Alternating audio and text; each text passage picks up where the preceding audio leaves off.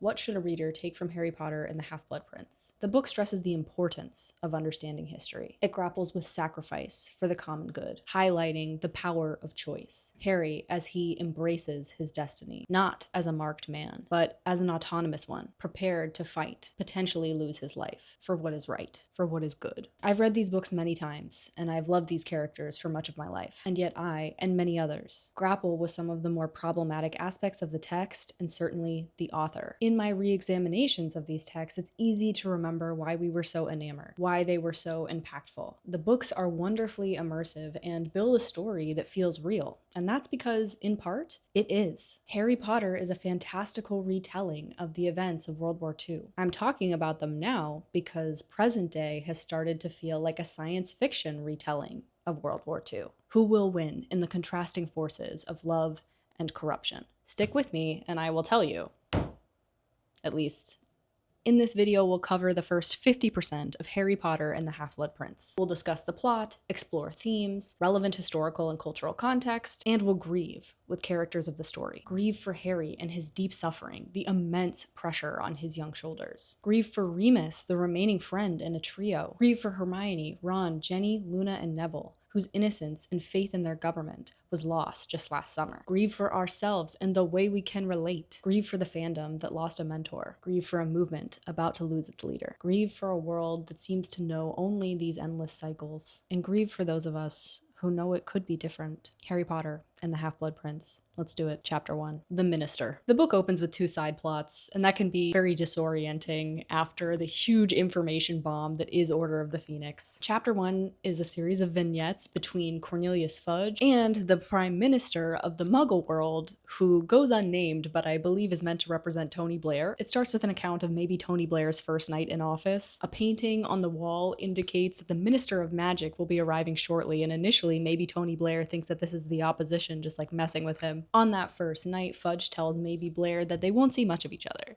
This is just a formality. But that proves to be drastically incorrect, as Fudge has a tendency to pop in and discuss the more and more disconcerting events of the wizarding world. To discuss the escaped convict Sirius Black, the importing of 3 dragons and a sphinx for the Triwizard Tournament. He has to let him know. The other escaped conflicts who he believes to be working with Sirius Black. The Ministry has lost control of the Dementors. The return of the most powerful and notorious dark wizard that has ever walked the land in known history, and all in between. All the while using the term you-know-who to describe Lord Voldemort. And obviously, the Muggle Prime Minister does not know who. Needless to say, the Prime Minister of the Muggle world doesn't appreciate having his reality shattered, being treated like an inferior. He is the Prime Minister, after all, and, being blamed for events that he perceives as the Wizarding Prime Minister's fault. A collapsed bridge, publicized murders. They're even blaming him for the weather, an extremely chilly July. All to communicate to us, the reader, that things have been so chaotic in the Wizarding world that the Muggle world is being impacted. Collateral damage in the greater war, especially as Muggle oppression is what this war is being fought over. It's actually chilly because the Dementors are out and about and they have been mating. That's what all the mist is about. It's residue of Dementor bangs, I guess. When Fudge intrudes upon the Prime Minister's office over the late hour, it's to inform him of this. The head of the Department of Magical Law Enforcement has been murdered. Evidence suggests he put up quite a fight. What was presumed as a hurricane that happened over the West Country turns out to actually have been Death Eaters. Fudge suspects giant involvement. So pretty much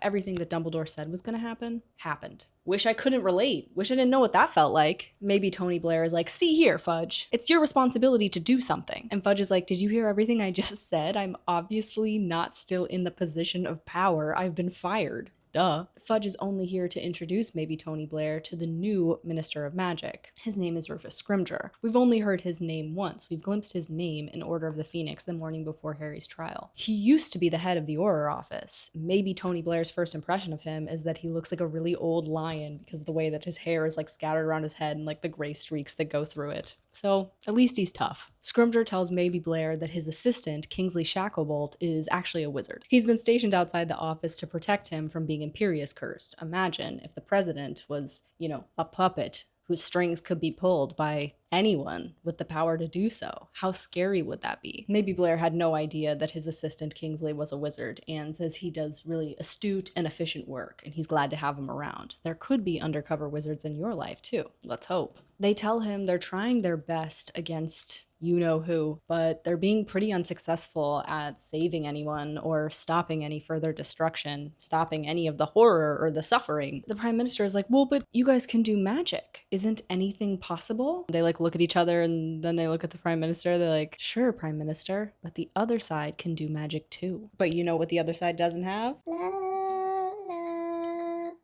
And they don't. The other side obviously does not have love. That's really clear, I think, in their action and in their purpose. They don't really want anything other than to be better than everyone else. Chapter 2, Spinner's End. Another little vignette that isn't the main story that we're all so anxious to get to. Chapter 2 follows two sisters. They're opposites in coloring and in attitude. One is chasing the other through the streets of a really kind of rundown or abandoned neighborhood. Bellatrix Lestrange follows Narcissa at a run through the mist, killing a fox on the way, just casually. Bellatrix is begging her sister to stop, to wait, please. She says perhaps the Dark Lord is mistaken and she doesn't think Narcissa should do what she's about to do. Narcissa insists that if the Dark Lord trusts him, so does she, which is familiar, isn't it? They knock on the door of what is apparently the summer abode of one Severus Snape. He also has to live with disgusting Wormtail, which goes to show that the Dark Lord is also surveilling his own people. It's something that's been brought up when we hear testimonies of people that are trying to get out of Azkaban. Karkaroff, for example, talks about how secrecy is just as abundant from within the ranks as it is outside of it. So Severus Snape doesn't get to have alone time literally ever because Wormtail is always just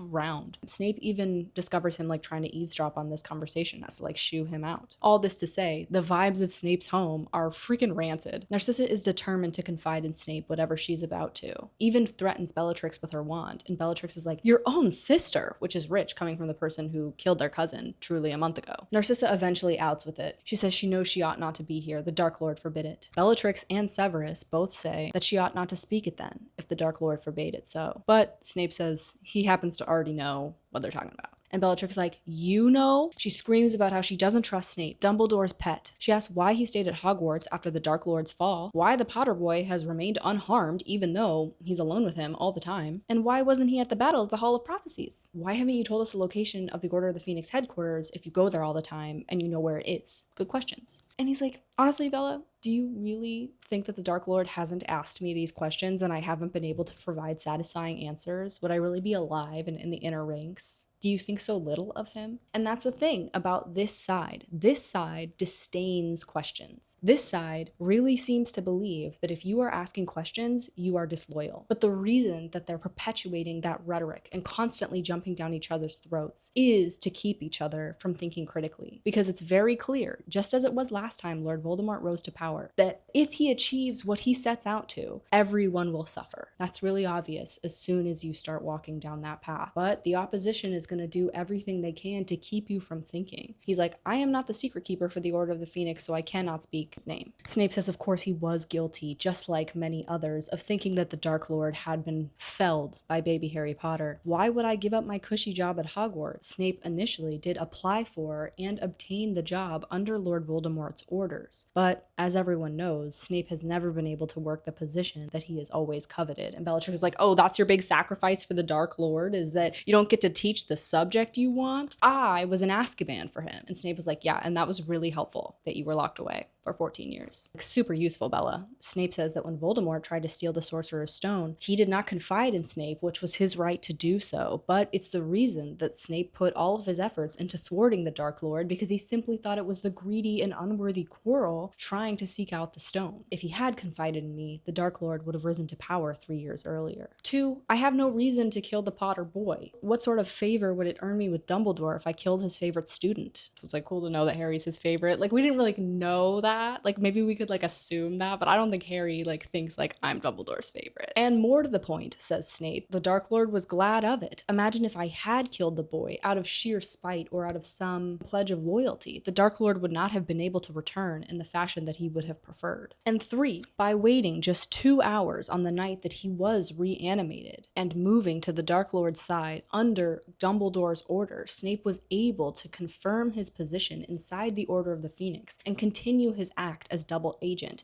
just as Voldemort had originally intended 15 years ago. Snape has been able to give him answers and an inside view into conversations that he never would have had otherwise. Giving the reader insight into these conversations, this conversation between Snape, Bella, and Narcissa specifically, sows a lot of doubt in the reader's mind, I think. As a reader, you arrived at this book either believing what Hermione and Dumbledore believe, which is that they trust Snape, or you believe as Harry does, that Snape is a suspicious character and probably he's up to something. And seeing this conversation is real confirmation that he might be, because he really does answer all of these questions in a super satisfying way. The mystery of Snape and his role and his allegiance is super pivotal in this series. Like, the books are kind of about Snape. And he says, most importantly, Dumbledore's fatal flaw is that he has to believe the best in people. So when I came to him spinning a tale of remorse, of course he bought it, believing that everyone else thinks and feels the way that he does. And that is the most damning and scary piece of evidence, because we do know that Dumbledore believes the best in people. It's really scary. It was a really scary conversation when the book came out. Bellatrix tries to claim that she is Voldemort's most faithful and most loyal servant, and Snape's like, oh yeah, does he still think that after the fiasco at the Ministry? And Bellatrix tries to be like, well, hey, that actually wasn't my fault. And Narcissa's like, don't you dare blame Lucius! Because I guess we learn that Lucius Malfoy is pretty much taking the heat for the abomination that was the Hall of Prophecies mess up. They weren't able to secure the prophecy from the teenagers that showed up to retrieve it, despite the Dark Lord building a trap wherein none of their adults were around. He's taking the heat for the doomed battle and the litany of Death Eaters currently in Azkaban because of their failure. That's actually why Narcissa is here to talk to Snape today. The Dark Lord has tasked Draco with an errand that she believes impossible for him to complete, that certainly he will die trying, and she is here to beg Snape to help Draco, and if Draco should fail, to complete the errand in his name. She believes that the Dark Lord has assigned Draco this as vengeance for Lucius's mistake, that the Dark Lord means for Draco to die trying, and Snape agrees that that's probably why the errand has been set. The Dark Lord is very angry and he does not forgive easily. He also agrees to try. Narcissa asks him to make the unbreakable vow. You can't break an unbreakable vow. You'll die. Bellatrix is like, ha, he's obviously bluffing. In what world would he ever make the unbreakable vow? But Snape does it. Bellatrix binds Narcissa to Snape through a promise. Snape promises that he shall protect Draco from harm, assist Draco in his errand, and if Draco should fail, complete the task himself, and the unbreakable vow is complete. Bellatrix is just like aghast this whole time. She's like,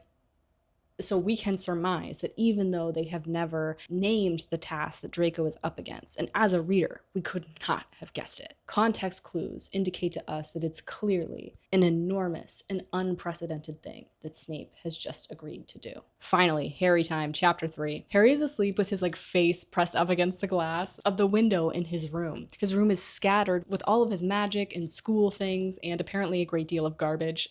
On his desk sits a newspaper open to an article about Harry Potter, the Chosen One. The article grapples with the rumor that Harry Potter may be a chosen one mentioned in a fabled prophecy from the Hall of Prophecies, depicting the eventual fall of he who must not be named. We're not allowed to talk about it. Don't ask me anything about it, says one agitated, ministry official. Below that article is an article discussing Scrimgeour's succession of fudge, mentioning that the wizarding community has expressed much enthusiasm for the change. But there's rumors that Scrimgeour has had something of a falling out with Albus Dumbledore, has been just as unsuccessful as his predecessor, which, by the way, one of the first things that Rufus Scrimgeour did was reinstate Albus Dumbledore to his position as chief warlock in the Wizengamot. He has not been able to meet with Dumbledore since taking the job. The minister has guaranteed the safety of any and all children that choose to return to Hogwarts School of Witchcraft and Wizardry this year. It's guaranteed their safety. New security measures have been installed that can't be elaborated on for obvious reasons. There's an open trunk in the middle of Harry's room. Nearby on the floor is a purple leaf leaflet depicting security measures that individuals can take against the roaming Death Eaters. Don't leave the house alone. Don't go outside after dark. Have a plan of escape prepared and ready. Have an evacuation route. Build security questions for close friends and families to be able to identify one another in case of the use of Polyjuice Potion. If you notice a close friend or relative acting strange, please call magical law enforcement. Don't enter a building or residence with a dark mark over it. And, most chillingly, there have been reported sightings of Inferi. You guys gonna tell me I'm not saying that right? I'll look at it.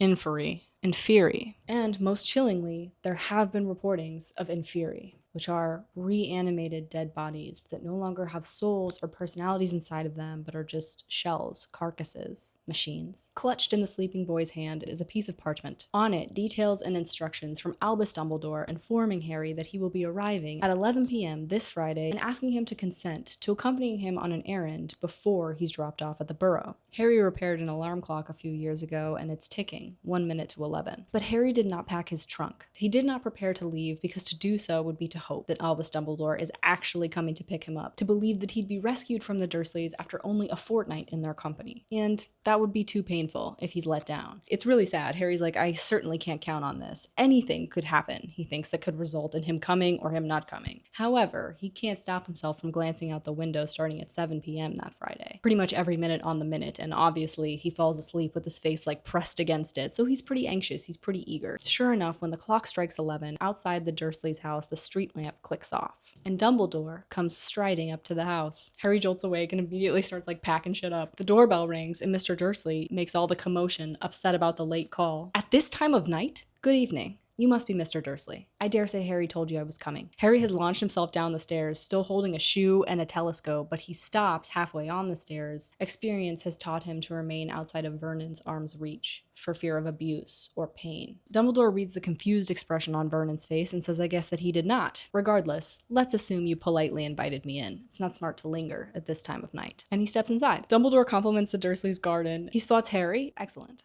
Excellent. And Vernon is like, I don't mean to be rude. But unfortunately, accidental rudeness occurs alarmingly often. Better not to say anything at all. Dumbledore is like, this is a cakewalk for him. Dumbledore hates these people. In keeping with book tradition, Petunia is promptly referred to as a horse face the first time she is on page. She's shocked to see Dumbledore in her home. He's like, Petunia, we have corresponded, of course. Because last time they corresponded, he was like shouting at her, should I pretend you invited me to sit? Harry's like, Professor, aren't we leaving? He's like, panics. He's like, please don't say you're just like popping in for a visit. You're taking me with you, right? Dumbledore says, shortly, Harry, but first we're gonna talk. And Vernon's like sputtering. He's like, we will? All the Dursleys are just standing there, and so he makes the couch zoom forward and it like catches their body, and then he makes the couch like zoom back. He's like eating these people up. I'd assume you'd offer me refreshment, but maybe that would be foolish at this point, so he whips out some of his own, Madame Rosmerta's finest meat, in a cup for each of the Dursleys, and Harry and himself go zooming toward all of the people in the room. The Dursleys refuse to take the cups, so for the rest of the conversation, the cups are just like bouncing, they're like cowering and wimping and like afraid of the cups. Harry drinks his and is rather impressed. He's like, never tasted anything like this before, but it's good. The first order of business is Dumbledore telling Harry that Sirius Black has bestowed all of his earthly possessions to Harry Potter upon his death. Harry's like, right. A substantial amount of gold has been added to Harry's vault. His godfather's dead. All of Sirius's possessions are now considered his, and the house at O.W.L.s Place is his as well. He's inherited a house. Harry's like, you can keep the headquarters. I don't want it. Dumbledore says, thank you, Harry. I appreciate that, but we vacated for the time being. While Sirius and Regulus were the last of the Black family line, and neither fathered children, the house should go to you as Sirius had wished, but we just wanted to make sure that there wasn't any sort of extra security measure on it that would result in the house being passed to whoever was left in the family. That person would be Bellatrix Lestrange. No. Harry springs to his feet without any intention to do so. He can't stomach the idea of Sirius's killer inheriting anything of Sirius's, regardless of the fact that Sirius had much disdain for everything he owned. Dumbledore's test to see if Harry actually is the rightful owner of 12 O.W.L.s Place is pretty simple. He summons Creature, who pops into the room, and the Dursleys freak out at this bald, dirty elfin thing that has just popped into their living room. Harry is pretty thrown off by this entire conversation because he's just been confronted with the name of Sirius's killer, and of course Creature probably would get the assist as it relates to Sirius's death. Can't you do something about the cups? And Dumbledore is just like, it would have been more polite to drink it, you know? But then he like flicks him away. Harry doesn't have any desire to own Creature. That's right. In the 6th book of our series, at just 15 years old, our protagonist becomes a slave owner. Yeah, but otherwise, Bellatrix would inherit him and he would be compelled to blab all of the Order's secrets, so it's kind of Harry's responsibility. The sacrifice that Harry has to make right now is continuing to own Creature, who has no desire to be owned by him and is making it pretty well known. Creature is screaming on the floor about how he won't do anything that Harry says or anything that anyone else says. Harry eventually yells at him to shut up, and Creature's mouth snaps closed because he is forced to do his new master's bidding, which is pretty horrific. Dumbledore suggests that perhaps Harry order Creature to go work in the kitchens at Hogwarts so that he doesn't get up to anything that would endanger any of them. And so Harry does. Creature looks at Harry with complete loathing, and with a loud crack, he apparates to Hogwarts. Another order of business is Buckbeak, who had been in Sirius's house. Harry consents to Hagrid looking after Buckbeak for the rest of Buckbeak's life, but he'll be henceforth known as Witherwings to protect his identity. Dumbledore says, Harry, are you packed?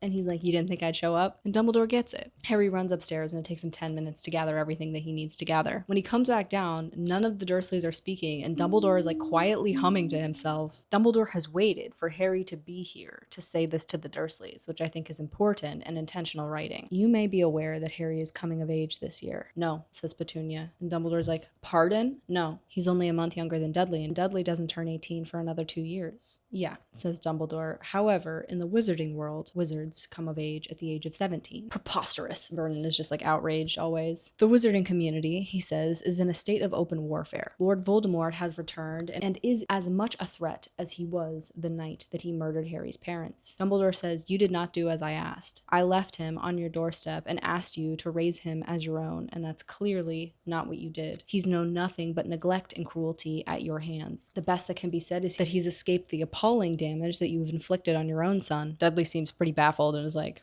damage? Uncomprehending, believing himself to be the privileged of the two. Dumbledore explains that he cast magic upon this house 15 years ago that would protect Harry as long as he believed this house to be his home, regardless of the misery that he suffers here. That charm would disappear the moment that Harry turns 17, the moment he becomes a man. Dumbledore asks only this of the Dursleys, that Harry is able to return here one more time, next summer, before the charm releases, to ensure his protection until then. So we have just been told by the author that up until now, Harry has had a safety net, but next year, that will not be the case. None of them says anything to this. Well, time to be off. Bye. Dumbledore sends Harry's stuff to the Burrow and says, okay, we're off, Harry, to pursue that flighty temptress called adventure. Harry feels kind of awkward for a second walking with Dumbledore because the last time they were alone, Harry was screaming at him and crying and like smashing a lot of his possessions. Have your wand ready, Harry. Dumbledore gives permission to counterjinx anyone that may attack him, but he doesn't think that that's going to happen tonight because you're with me, Harry. Harry apparates for the first time on Dumbledore's arm and he doesn't like it very much. Apparition is when you move through time and space from one step to another. You sort of close realities and step in between. Harry says it feels like being squeezed from all sides and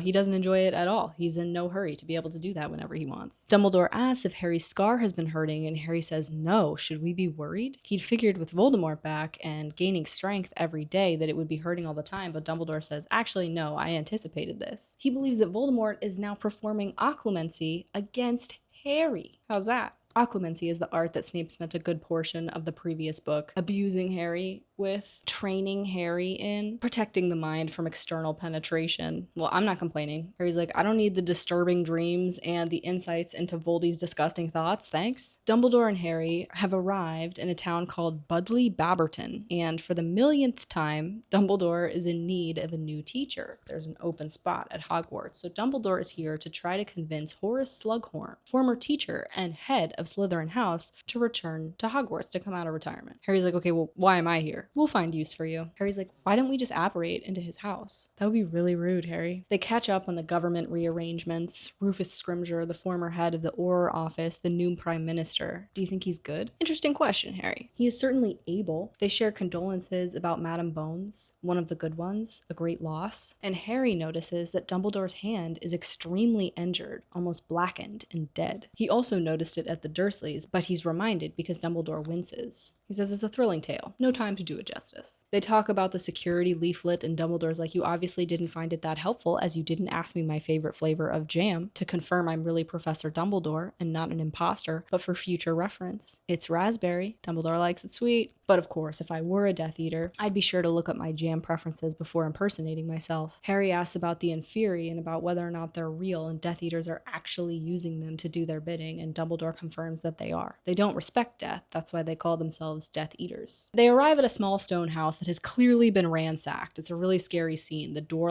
hangs off its hinges. The inside of the house has been devastated with destruction. The grandfather clock smashed, a piano on its side, fallen chandelier, and what looks like blood stains the wall. Harry hates to think of the wounds that must have been inflicted to have caused such a mess. I think he's been dragged off? And Dumbledore's like, let's wait just a minute here, and then he plunges his wand into the couch. Ouch! And the couch promptly transforms back into Horace Slughorn. We get to meet him. There was really no need to stick the wand that hard. What gave me away? Harry says that Slughorn doesn't look nearly embarrassed enough for a person that was just masquerading as a chair. No dark mark. Dark mark. Duh. I can't believe I forgot the dark mark. Dumbledore helps him put the place back together with magic, and it's lovely to see. It's always lovely to watch Dumbledore do magic because he does magic that we just haven't even heard of or haven't even conceived of anywhere else inside of the series. Horace says he's hiding from Death Eaters. He reluctantly tells Dumbledore that fine, they can stay for one drink, but he's not interested in whatever Dumbledore is peddling. He's also refastening the cork on the dragon's blood that he siphoned off the walls, even though it's kind of dusty. He's like, these are trying times. This is my last bottle. Oh, says Slughorn, looking at Harry from his face to his eyes to his scar. Dumbledore plops down and is you gonna get us a drink, or how have you been keeping? Slughorn says, not well, wheezy, old age, fatigue, full of complaints. Dumbledore's like, sure, but you really did move quickly with less than a minute's notice. Makes a crack about how Slughorn is younger than him. Yeah, well, maybe you ought to think about retirement too, says Slughorn. Yes, says Dumbledore. Maybe I will. Harry takes this time to examine Dumbledore's hand, burned black with injury. He's wearing a ring that Harry's sure he's never seen on Dumbledore's finger before. It's kind of gaudy. Looking at it makes the back of Harry's neck prickle. Harry says it looks clumsily made of gold and has a cracked black stone in the middle of it. So the Death Eaters have come knocking, says Dumbledore, trying to use your talents to coerce, torture, and murder. Slughorn says he hasn't given them the chance. So we get this always on the periphery. We don't get told explicitly, but the Death Eaters are interested in Slughorn because they assume that he will be willing to side with them because he is a Slytherin and will probably be out to save his own skin. And he's really talented. He's super talented at whatever he does, which will be exciting to learn when we get there. So I've been on the move for a year. He says it's harder now to occupy people's homes than it's ever been because Muggles have all these security and burglar alarms and stuff like that. The owners of this place are on the Canary Islands for a week. But the piano is his. He lugs it around. He lugs the piano around. Don't tell me I'd be more comfortable at that school of yours, Albus. Rumors of Dolores Umbridge have gotten around, and if that's how you treat your teachers. Dolores Umbridge ran afoul of a centaur herd and called them a bunch of filthy half-breeds. Idiotic woman. Never liked her. Harry's like, I didn't like her either. Dumbledore gets up and he's like, I'm gonna use the restroom. You love to see the Dumbledore waited for Harry to become engaged or involved in the conversation before he walked to the bathroom. He didn't just leave Harry there. And it's nice to see Dumbledore's protection. Slughorn and Harry are alone together. You look very like your father. Yeah, I've been told. Except your eyes. Yeah, my mother's eyes. Slughorn tells Harry that he shouldn't have favorites as a teacher, but Lily Evans was certainly one of his. One of the brightest he ever taught. Charming beyond measure. I used to tell her she should have been in Slytherin, and lots of cheek I'd get back. Slughorn says though he was the head of Slytherin House, Harry shouldn't hold that against him. He guesses that Harry's a Gryffindor. Says it usually runs in families, but not always. I'm sure he's heard of Sirius Black. He's been in the paper these last few years. And Harry's punched in the face with Sirius's name. Well, he was a Gryffindor. I got his brother Regulus, but I'd have liked the set. Shame. He was a talented boy. And it's for all Slughorn knows, Sirius is a murderer. Unless Slughorn knows that he's in the Order of the Phoenix, but I don't think he does. Slughorn's not interested in joining the Order. I don't know why he would know that about Sirius. So he's literally saying he'd like to have collected a notorious murderer.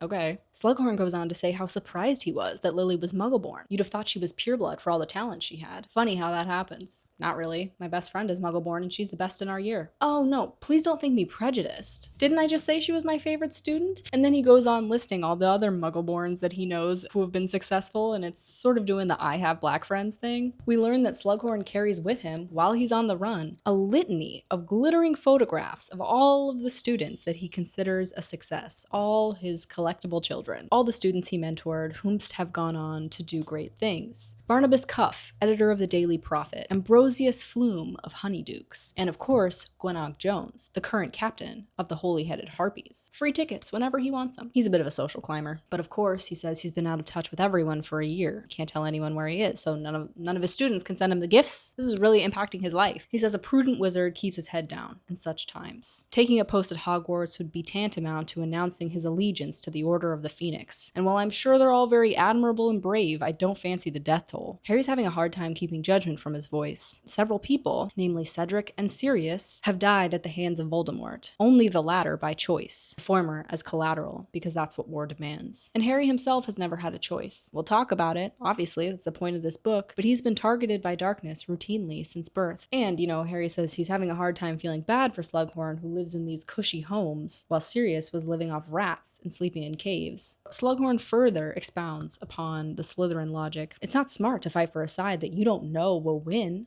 That is what they're saying his ambition is. It's giving Aaron Burr. Harry says you don't have to be in the Order of the Phoenix to teach. Most of the teachers aren't. And as for the death toll there, only one teacher died, and his name was Quirrell, and he had Voldemort growing out of the back of his head, so as far as I'm concerned, he deserved it. Slughorn doesn't disappoint with his enormous reaction to Voldemort's name. Don't say his name. Harry expected as much. Regardless, says Harry, Dumbledore is the only person that Voldemort has ever shown any fear against, so wouldn't you be safer at Hogwarts than anywhere else? Slughorn seems to be mulling it over, really considering Dumbledore's offer for the first time. He says if Amelia Bones wasn't safe with all her ministry connections. Yeah, no one's safe. Dumbledore comes back and Slughorn is like, you were in there a really long time. Do you have an upset stomach? Can you imagine coming back from the bathroom and everyone being like, hey, what is up?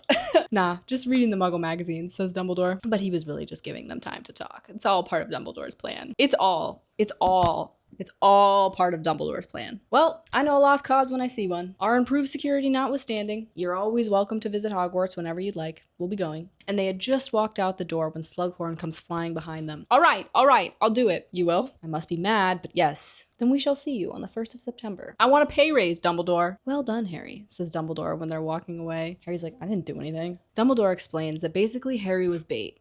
Showed off to Slughorn like a shiny prize worth the risk. Slughorn has always liked his comfort and the company of the rich, successful, and powerful. He has something of a knack for choosing students that go on to be outstanding in their fields. Horace actually formed a club the last time he was at Hogwarts, with himself at the center of it, aiding in the forging of contacts, always reaping some kind of benefit in return. And although it's not directly stated, we can now understand that the wizarding world works a lot like the Muggle one, where they might operate under the guise of meritocracy, but really it's about who you know, nepotism and whatnot. Perhaps Dumbledore is saying that these folks aren't actually outstanding in their fields, they were merely well-connected by playing into Slughorn's transactional relationship. Dumbledore says Harry would be the crown jewel of Slughorn's collection, the boy who lived, or, he says, the chosen one, as they call you now. A chill runs through Harry and he grasps Dumbledore's arm. They apparate to the country lane just outside of Harry's second favorite place in the world, the Burrow, home of the Weasleys. Dumbledore's like, before we go in, might I have a private word? And he takes Harry into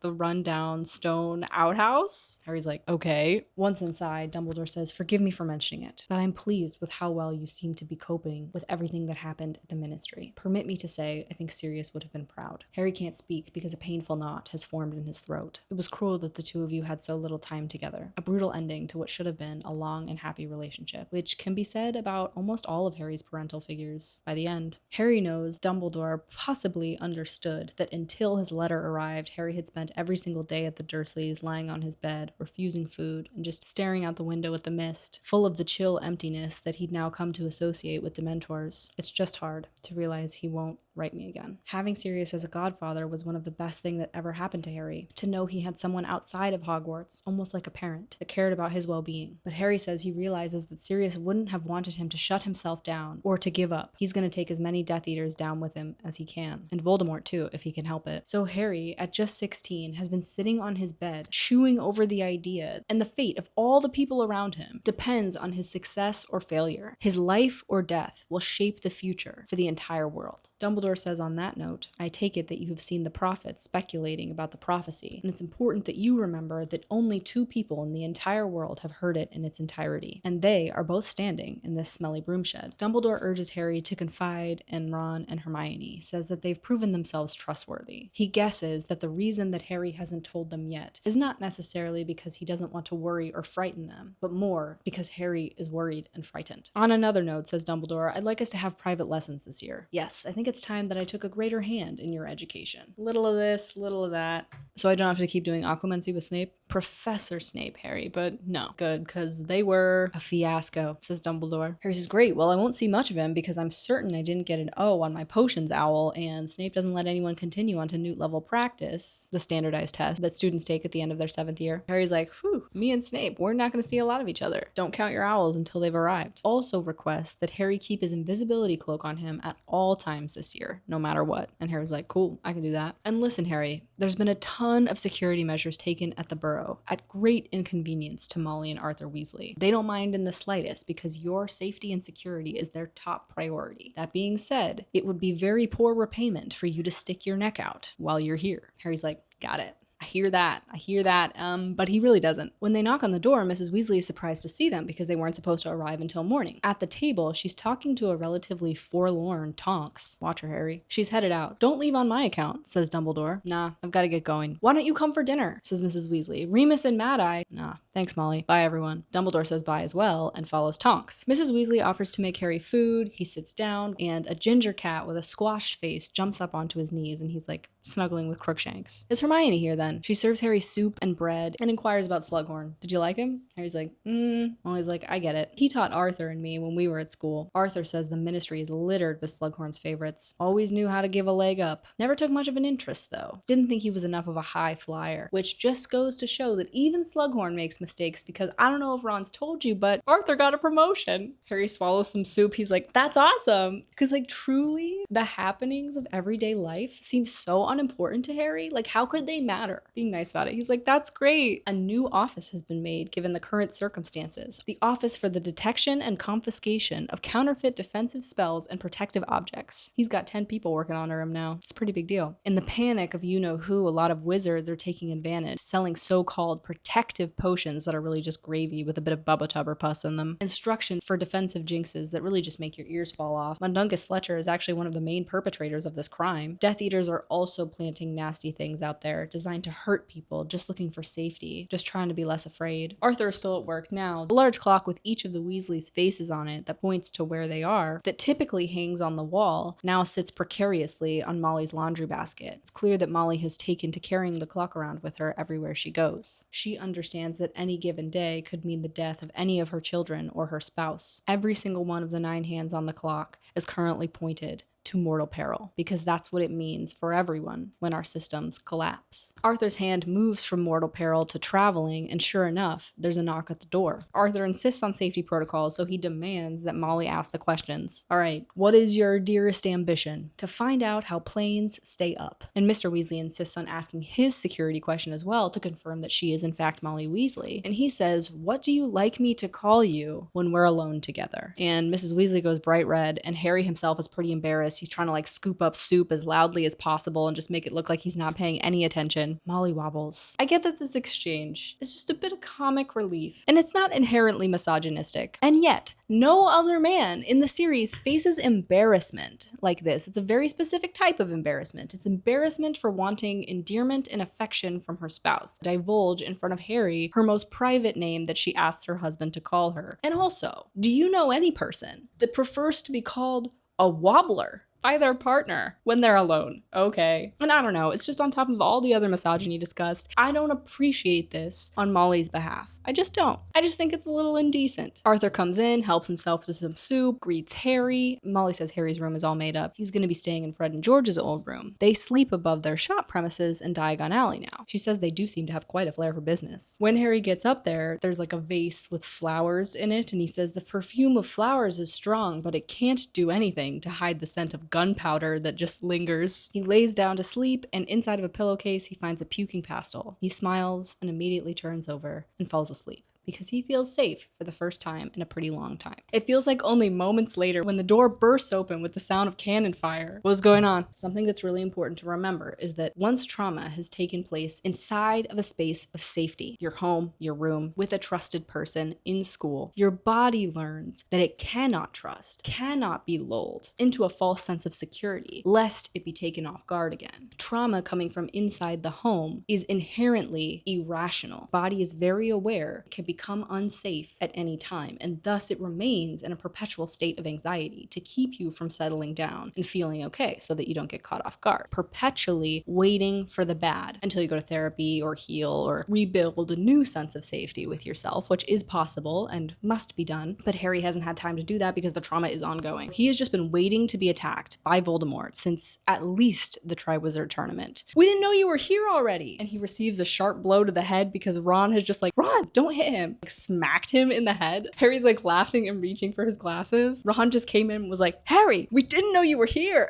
How are the muggles? Did they treat you all right? Same as usual. How are you, Hermione? She says she's fine, but she's looking at him anxiously, and he has no wish to discuss any of the things that he knows Hermione might bring up. He's like, have I missed breakfast? It's important to remember the context. For them, it's only been a month since what happened at the Hall of Prophecies. It was Harry and Hermione that sort of battled together, and Hermione called it. She was right. The whole time she was harping on Harry to practice occlumency, she intuited that it was a trap that they were running toward, and if he had listened to her, Sirius may not be dead. And she never said, I told you so. They're like, so, spill. And Harry's like, spill what? I've been at the Dursleys. Come off it. You've been off with Dumbledore. Oh, no. It was boring. We just went to convince a new teacher. His name's Slughorn. We're saying Horace Slughorn's name so many times in this book. We're only like 13% of the way in. Oh, we thought, Ron, we thought it would be something like that. We thought that's what it was. And Harry's like, yeah? You thought that's what it was? Well, what's he like? Do you think he'll be a good teacher? I don't know. Can't be worse than Umbridge, can he? How sad is that, right? Like, Harry just isn't invested in his education because he can't be. Do you guys remember the scene? I'm sure you do. In Sorcerer's Stone, when Harry is taking notes and Snape bullies Harry for not paying attention. It's just in the movie. It's heartbreaking. It's actually too emotional for me to watch. I often have to skip it. It's moments like that, as well as the teachers that have tried to kill him, 2, or abuse him, 2. That's 4 distinct individuals, by the way. 4 individuals of authority over him. He's had to disengage from investment in his education. Your body won't let you care for something that you don't believe you have legitimate control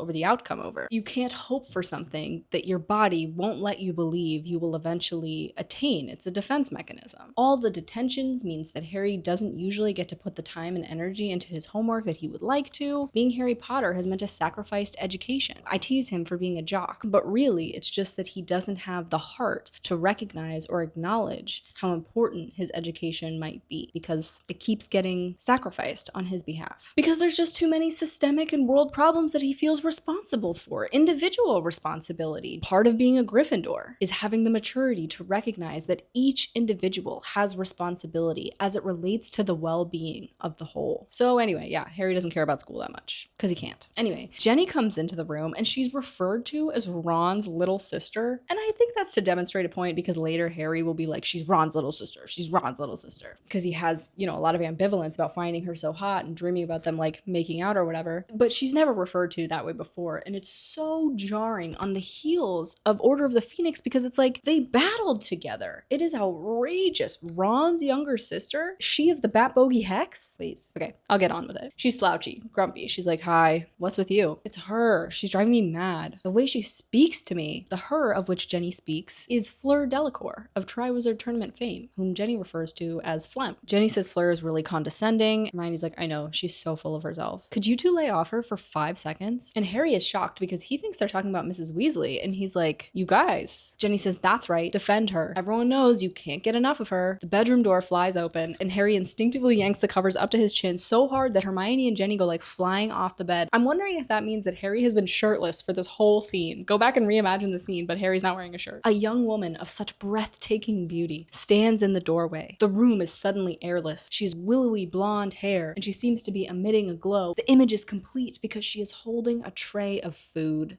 Whatever. Here I go with my French. Harry, it's been too long. Mrs. Weasley comes in after her and is like, it wasn't necessary for you to bring up the tray. I was just about to do it. So it's like she's coming in here kind of like taking credit for the food that Mrs. Weasley obviously just made. She kisses Harry on each cheek. She says she's been longing to see him. And remember her sister, Gabrielle? She's always talking about Harry Potter. She can't wait to see him. Harry's like, oh, I've thought about Gabrielle exactly one time and it was on the worst day of my life. He doesn't think that. I think that. Is she here too? Fleur says they're going to see each other again next summer. And Harry's like, does he not know? Bill and I are going to be married. Oh, Harry can't help but notice that Mrs. Weasley, Hermione, and Ginny are all like avoiding each other's gaze.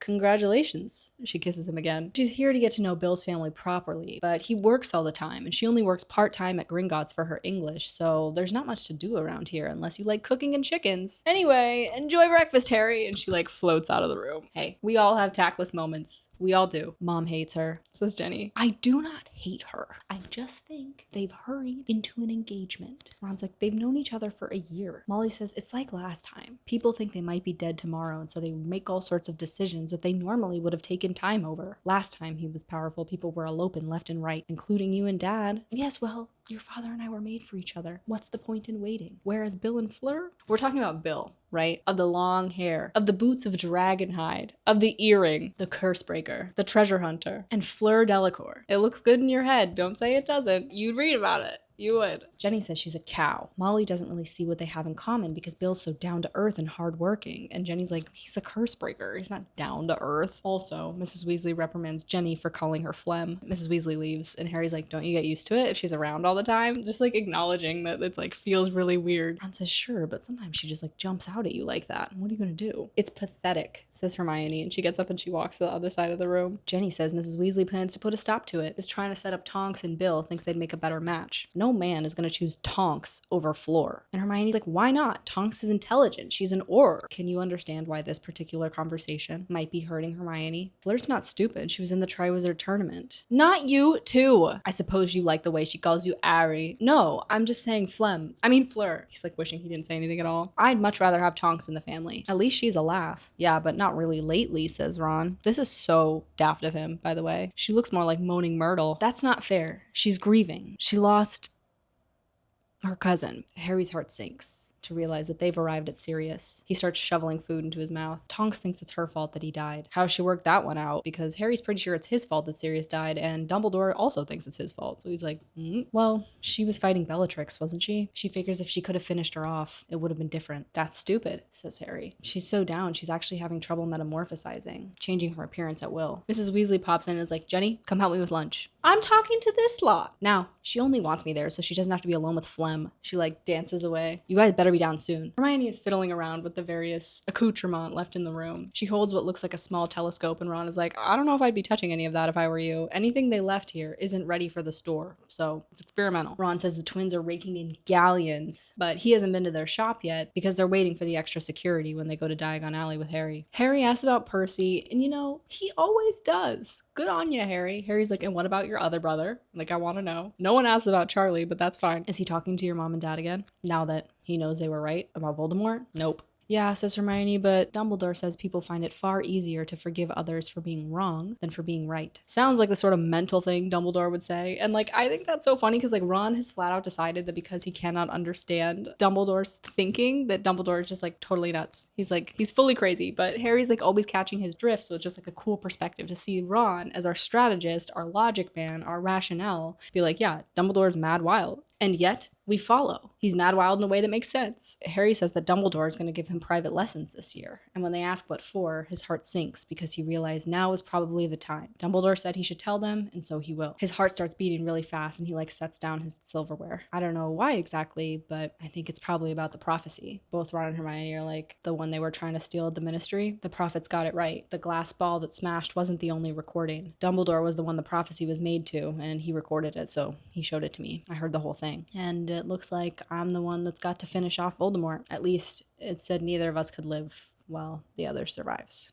Then there's a loud bang and Hermione disappears in a cloud of black smoke. Hermione! She accidentally squeezed the telescope and it punched her in the face, and now she has an outrageously purple black eye. She's like, whatever, continue. Ron says, okay, well, Dumbledore must think you've got a chance if he's giving you private lessons. Can't stress the enormity of the feat that Harry is up against. Nobody else is capable of killing this person that is rearranging the world order. Meanwhile, Harry's like, I'm just a kid and life is a nightmare. He'll probably teach you really advanced defensive magic. Harry's not really listening to what they're saying though, because a warmth is spreading through his chest. He had been fully prepared for them to abandon him, to run fleeing, which would have been fair, but they're still on either side of him, speaking words of comfort. He's really surprised and relieved that they don't think he's contaminated or dangerous, and probably evasive enchantments generally. Hermione's like still hypothesizing. At least you know one class you're taking. I wonder when our owls will come. Oh yeah, Dumbledore said probably today. Today? He said today and you waited until right now to bring it up? She's like panic spirals. She runs down the stairs to wait for the owls. 10 minutes later, Harry is downstairs too, dressed and ready for the day. And Hermione is sitting out the window while Mrs. Weasley tries to like fix her eye. Just won't budge. She's like consulting a book. Well, I can't go around like this forever. So just imagine Hermione like walked into the kitchen, right? And Jenny, Phlegm, and Mrs. Weasley were all there. They must have thought that one of the boys punched her, right? Bill told me Alfred and George are very amusing. Yes, I can hardly breathe for laughing. Hermione is freaking out. She's like, I know I mistranslated. Still about ancient runes. We were there for that in the last book. And Harry's like, what happens if we fail? We consult with our head of house. I asked McGonagall last semester. Hermione asked what happens if they fail. Hermione starts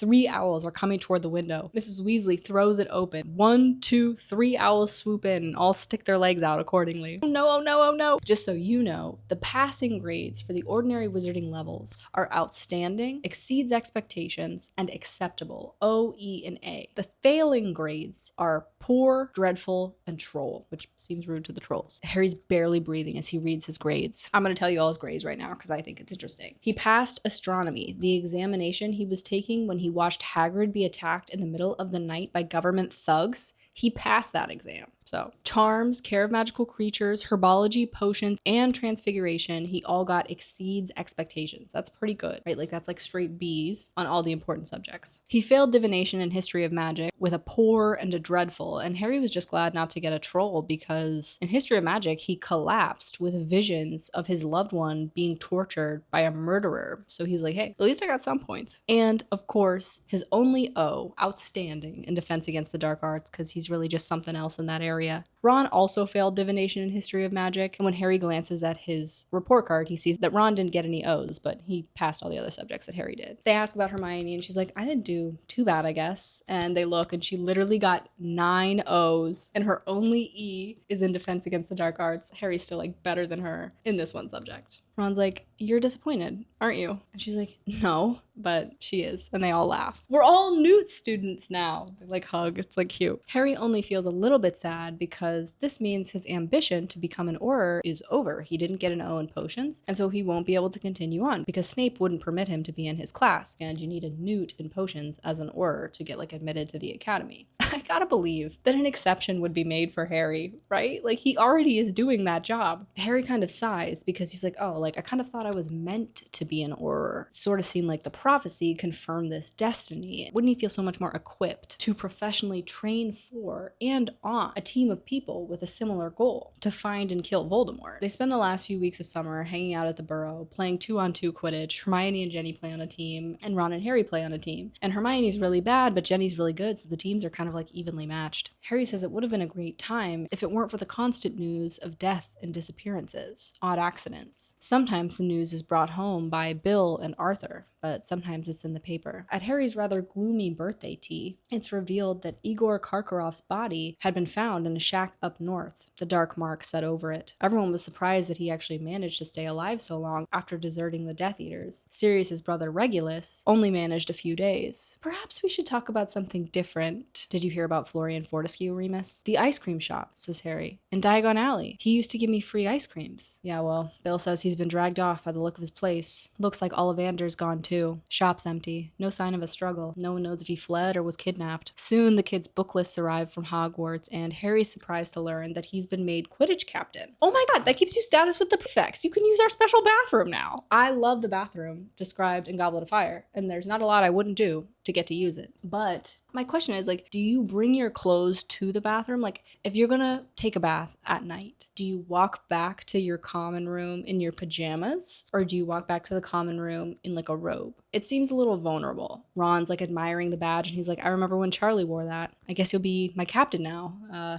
If you let me back on the team. Ha. Now that they've got their book lists, they can't put off Diagon Alley any longer. Ron tries to tease Molly for being afraid, and she's like, oh yeah, Florian and Ollivander just wandered off. They're on holiday? It's kind of the last time anyone makes light of the Voldemort situation for the rest of the series. The day that they're going, Bill hands Harry a sack of galleons from his vault, and Ron's like, well, where's mine? They're already Harry's. Apparently, it's really hard to get your money out of Gringotts right now. Huge, hours-long lines to get into the vaults. So he figured he would do Harry the favor. And for all the talk of Gringotts security, I gotta say, lots of folks sure do be able to access Harry's money. They take one of the fancy ministry cars. Don't get used to it. It's only because Harry's here. He's been given top grade security status. Harry's like, this sucks, and he's imagining shopping surrounded by a bunch of like grim-faced Aurors, but when they get to Diagon Alley, who's there but Hagrid? Hagrid's like, hey Harry, good to see you. Witherwings is so happy to be back out in the open air, and Harry's like, that's great. It's a cool insight to that reunification. The ministry wanted to send a bunch of Aurors, but Dumbledore said I'd do.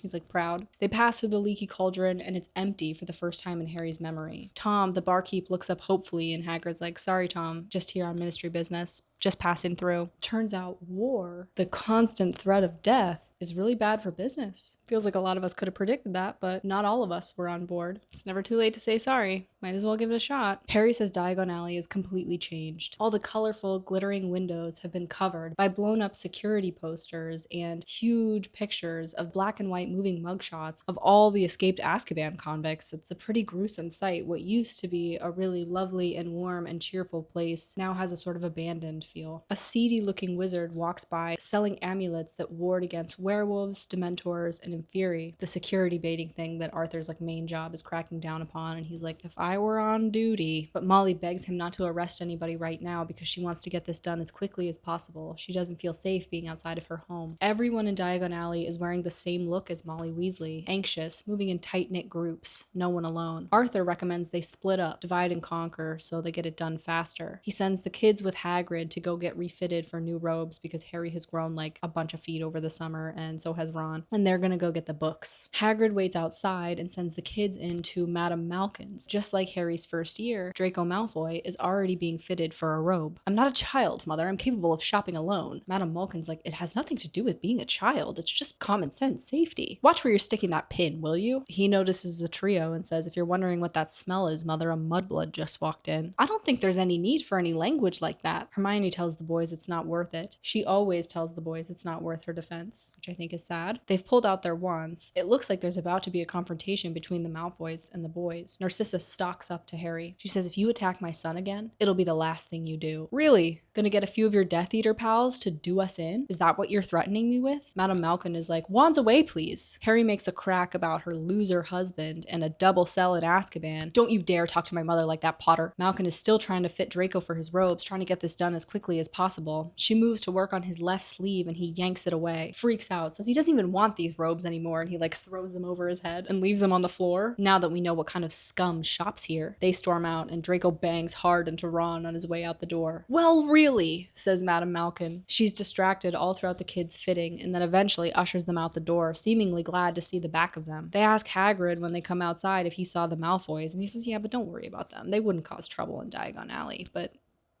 Harry develops a lot of suspicion and a certain paranoia as it relates to sussing out the bad guys, kind of starting in Order of Phoenix, and it continues in the Half-Blood Prince. And Harry was wrong in Order of the Phoenix, so as the reader, we've come to value his opinion as it relates to that paranoia a lot less. And Hermione, who's been right in every other book, we've started to let our guard down and maybe stop siding with him, despite his observations. They meet back up with the Weasleys and they head to the apothecary, but Ron and Harry don't get any ingredients because they're not taking potions. Then they go to Fred and George's, which is a highly anticipated event. Fred and George's place looks magnificent, particularly compared to the rest of the now sort of dreary Diagon Alley. There's brightly covered revolving products in the big windows, just a really colorful, magnificent display. The place is packed with customers, even though the rest of the alley was pretty deserted. Harry can't even get close to the shelves because there's just just so many people in there. Trick wands, boxes of quills, self-inking, spell checking, and smart answer. Hermione's looking at this box of special daydreams that can last up to 30 minutes. Not for sale under age of 16. I think the implication is that sure, you might use this to distract you in class, but you also might use it,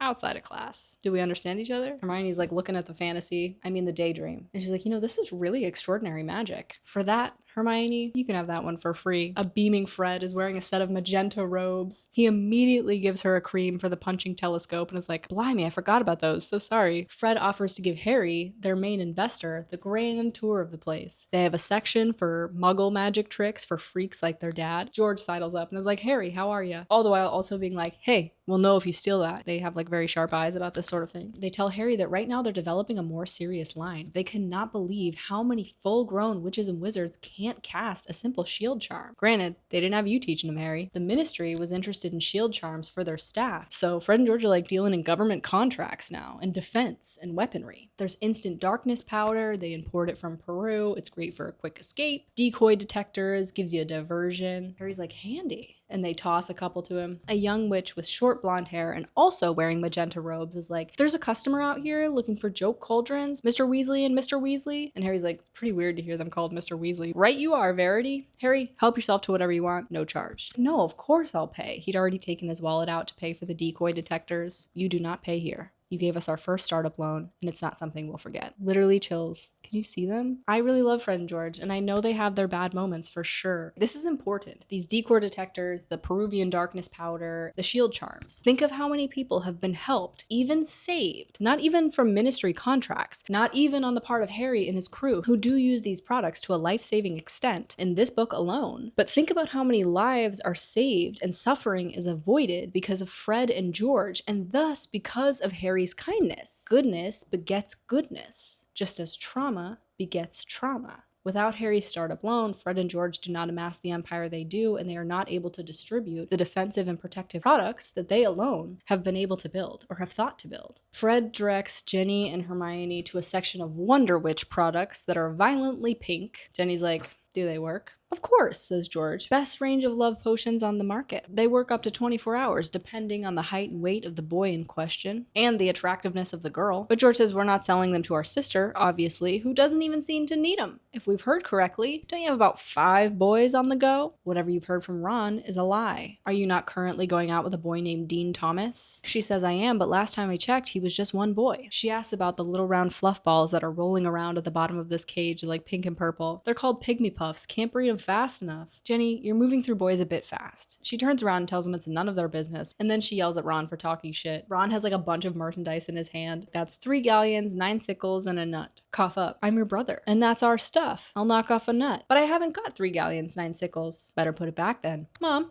can I have a pygmy puff? Harry notices Draco out the window and he's on the street alone. Wonder where his mummy is, giving her the slip by the looks of it. Why though? Harry's determined to follow him, certain that Draco is up to something. Harry's gonna chase this tale for the rest of the book. I hope you're ready. Harry looks around. He's like, all right, everybody under the cloak. This must be the neck risking that Dumbledore had asked him specifically not to do. I don't know, Harry, but eventually she goes in too. They exit the store and they see Malfoy head onto Nocturne Alley and they're like freaking of course. Quickly, says Harry, and they're like running and Hermione's like, our feet are gonna be seen. Because they're getting too big for this cloak. They don't really all fit under it. They spot Draco going into Borgin and Burke's. They sell a variety of sinister objects. Draco stands with his back to them, just visible out the window beyond this enormous black cabinet, which Harry had once hidden inside of to avoid Malfoy and his father. Ron pulls out an extendable ear to listen. You know how to fix it? Possible, says Borgin, but he's unwilling to commit himself. You gotta bring it into the shop. I can't. It's gotta stay put. Well, without seeing it, I can't guarantee anything. Malfoy says perhaps this will make you more confident, and then he shows him something that none of the kids can see. Whatever he shows to Borgin, though, seems to make Borgin quite frightened. Malfoy threatens him and says if you tell anyone about this, there will be retribution. And you know Fenrir Greyback? He's a family friend who'll be dropping by from time to time. There will be no need. I'll decide that. Don't forget to keep this one safe. I'll need it. The kids are like,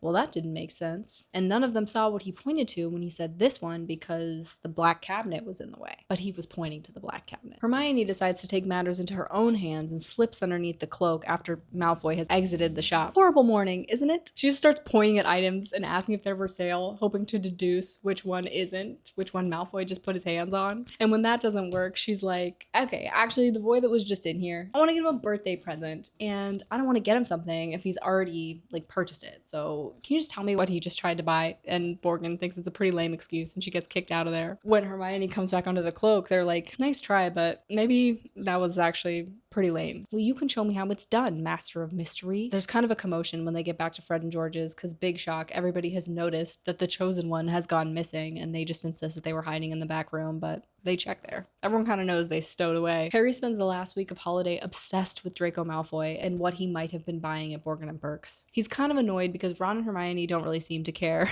about that at all. Yes, I've already agreed that it's fishy, Harry. A copy of Advanced Rune Translation is on her lap. Harry's like, wait a second. He's a Death Eater. Malfoy, a Death Eater? He's 16 years old. Why would you know who want Malfoy? In Madame Malkin's, I know it. With his sleeve. It was his left sleeve that she was about to work on. He's been branded with the dark mark and he's trying to hide it. Whatever he showed Borgin, it really scared him. It must have been his dark mark to prove he's serious. They're not at all convinced, but Harry thinks he's right, and he is. He storms out of the room and heads downstairs to do his laundry, where he bumps into Jenny with her own freshly laundered pile of clothes. She says, careful, there's a lot of phlegm in the kitchen. I'll be careful not to slip in it. Bill and Fleur and Mrs. Weasley are all sitting at the kitchen table, and Fleur is going on about wedding plans. Says there's only going to be 2 bridesmaids, Jenny and Gabrielle, but pink would look horrible with Jenny's skin. And someone had to say it. I don't know who put this poor girl in this dress, but this is not right. Mrs. Weasley takes Harry's arrival as an opportunity to interrupt, says they'll be taking ministry cards to the platform, and make sure he packs tonight. She doesn't want the usual morning of the train hoopla, the usual chaotic exit from the Burrow. Harry asks if Tonks will be there. She has let herself go, is that Tonks? Yes, thank you. No, Tonks isn't going to be there. She's stationed somewhere else. The following morning is actually a pretty smooth departure. Au revoir, Harry.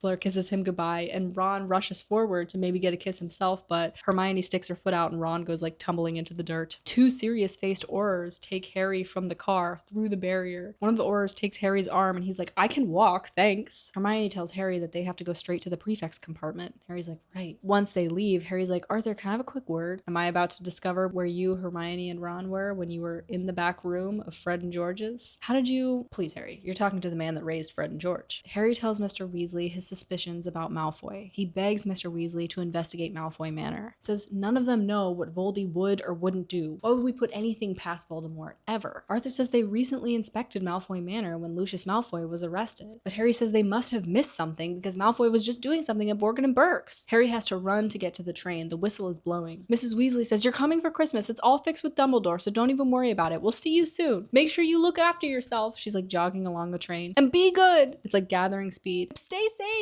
Harry waves until the train has turned the corner. Last year, it was Sirius running alongside of it. People stare at Harry again this year, faces pressed against compartment glasses as he walks by. He approaches Jenny and is like, let's go find a compartment. Sorry, Harry. I said I'd meet Dean. She walks away and Harry feels a twinge of annoyance because he's like, oh yeah, she doesn't hang out with us when we're here. That's weird. He got so used to her presence when he watches her long red hair dance behind her as she walks away. Harry turns around and sees a crowd of mesmerized girls looking at him. He's relieved to be greeted by Neville and Luna, who both don't have a compartment either. Neville's like, everyone's staring at us because we're with you. And Harry's like, no, hoisting a trunk onto the luggage rack. They're staring at you because you were at the ministry last year and it was in the Prophet. Yeah, my gran was really pleased. Says I'm finally living up to my father's name. She bought me a new wand. Cherry and unicorn hair. Might be the last one Ollivander ever fitted. Luna asks if they're doing the DA again this year. No point since we got rid of Umbridge, right? Both pretty disappointed. Luna says, oh, well, it was kind of like having friends. Someone knocks on the compartment door. It's some 4th-year girls urging one another to do it. Someone ask him. No, you. I'll do it, says Romilda Vane. Harry, you're welcome to join us in our compartment. You don't have to sit with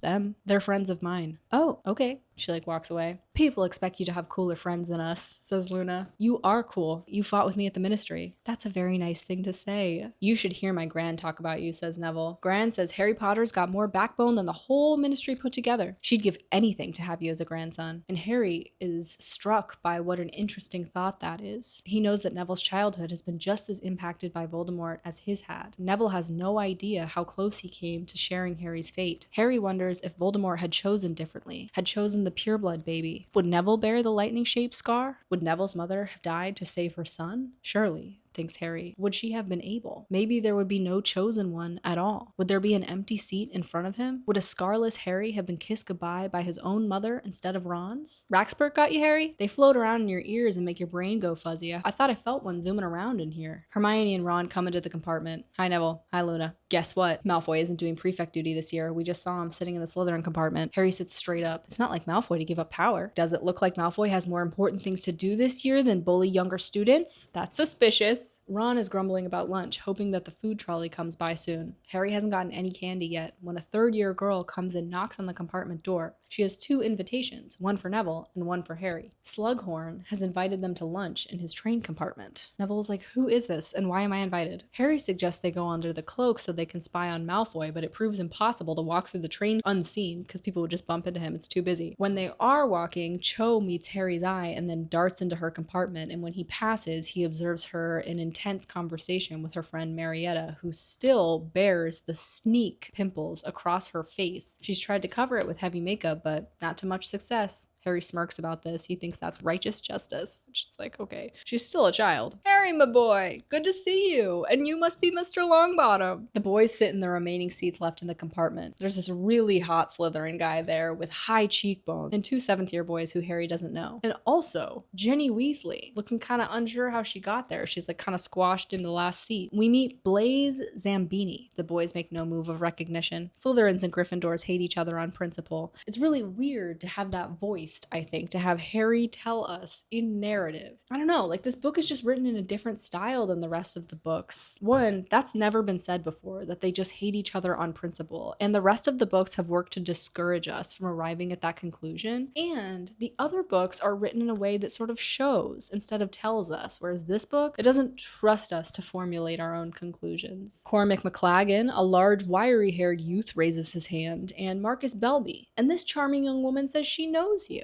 Ginny's like, he offers them all a lunch of pheasant. He remembers that the trolley is heavy on licorice wands, but they don't agree with his digestion. And sugar is so addictive that even just the mention of the trolley, like, literally has my mouth watering. Our generation didn't even have a chance. And what's worse is they knew what they were doing, right? When they dismantled all these other ideas. In every other country, all my favorite candies are illegal. They're not allowed to be sold in grocery stores because they're not allowed to be legally labeled as food because other countries care enough about their population. Whatever.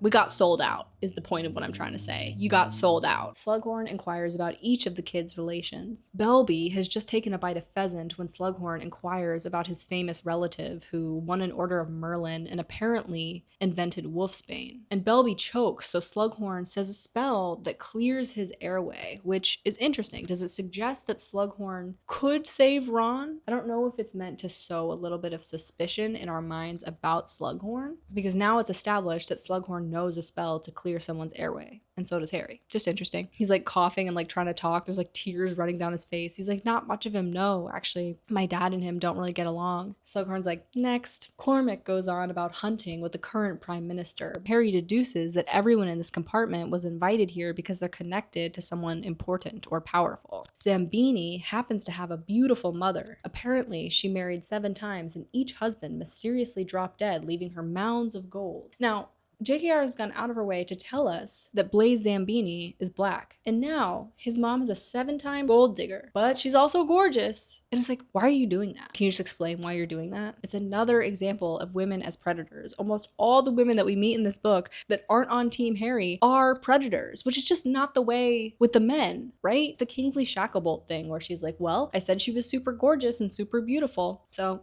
you know, you can't be mad that she murders all of her husbands, that she's a predator and a gold digger. Anyway, Neville's turn is a very uncomfortable 10 minutes because of what his parents and Neville have suffered, and Harry observes that Slughorn seems to be reserving judgment on Neville for the time being. And now, Harry Potter, I feel like I barely scratched the surface this summer. The chosen one, they're calling you. Harry's just like, Everyone's looking at him, but he feels like he can't say anything without confirming or lying, so he just doesn't say anything. Slughorn says people have always speculated that he's had powers beyond the ordinary, and Zambini smirks, and Jenny's like, yeah, Zambini, because you're so talented at posing. Oh dear. I saw this young lady perform the most outstanding bat bogey hex. We heard the prophecy, actually, says Neville. Yeah, we were there too, and the prophet is just making the chosen one nonsense up. Slughorn spends the rest of the train ride, an entire afternoon, reminiscing about tales of yore. It's getting dark by the time he finally dismisses them to go back to their cabins and put on their robes. And that's Harry's last train ride on the Hogwarts Express. When they leave, Neville's like, that sucked. And Jenny was like, yeah, she hexed Zacharias Smith for not shutting up about what happened at the ministry, and Jenny thought she was going to get detention, but Slughorn invited her to lunch instead. She's like, mad, right? Harry has a reckless idea. He's going to follow Zambini into the Slytherin compartment, and so he throws on his invisibility cloak and he runs after him because he wants to spy on Malfoy. He figures Malfoy will confide more in his fellow Slytherins than anyone else. But Harry is too late, and Zambini is sliding the door shut by the time Harry gets there, so Harry sticks his foot in between the door, and Zambini's just like, oh, what's wrong with this thing? It's not closing, and Harry's just enduring his foot being smashed. Eventually, Harry grabs the door and yanks it open and squeezes past Zambini and knocks people over, climbs on top of the luggage rack, but he's pretty sure the cloak flapped and his feet were entirely visible for a full second, and he thinks Malfoy even clocked his feet and then watched them disappear again, and he's like, this is a pretty reckless idea, I will say. He's laying back across two seats with his head on Pansy Parkinson's lap, and his eyes watch Harry's feet disappear. She's stroking his hair. The two women on Malfoy's side are named Sissy and Pansy. So, what did Slughorn want? Just trying to make up well-connected people. Not that he managed to find any. Malfoy is shocked that Longbottom, Potter, and the Weasley girl were all invited and he was not. He can't get over that Jenny was there. And Pansy's like, well, a lot of boys like her. You even think she's good looking, don't you, Blaze? And you have very high standards. It's established that even the Slytherins are like,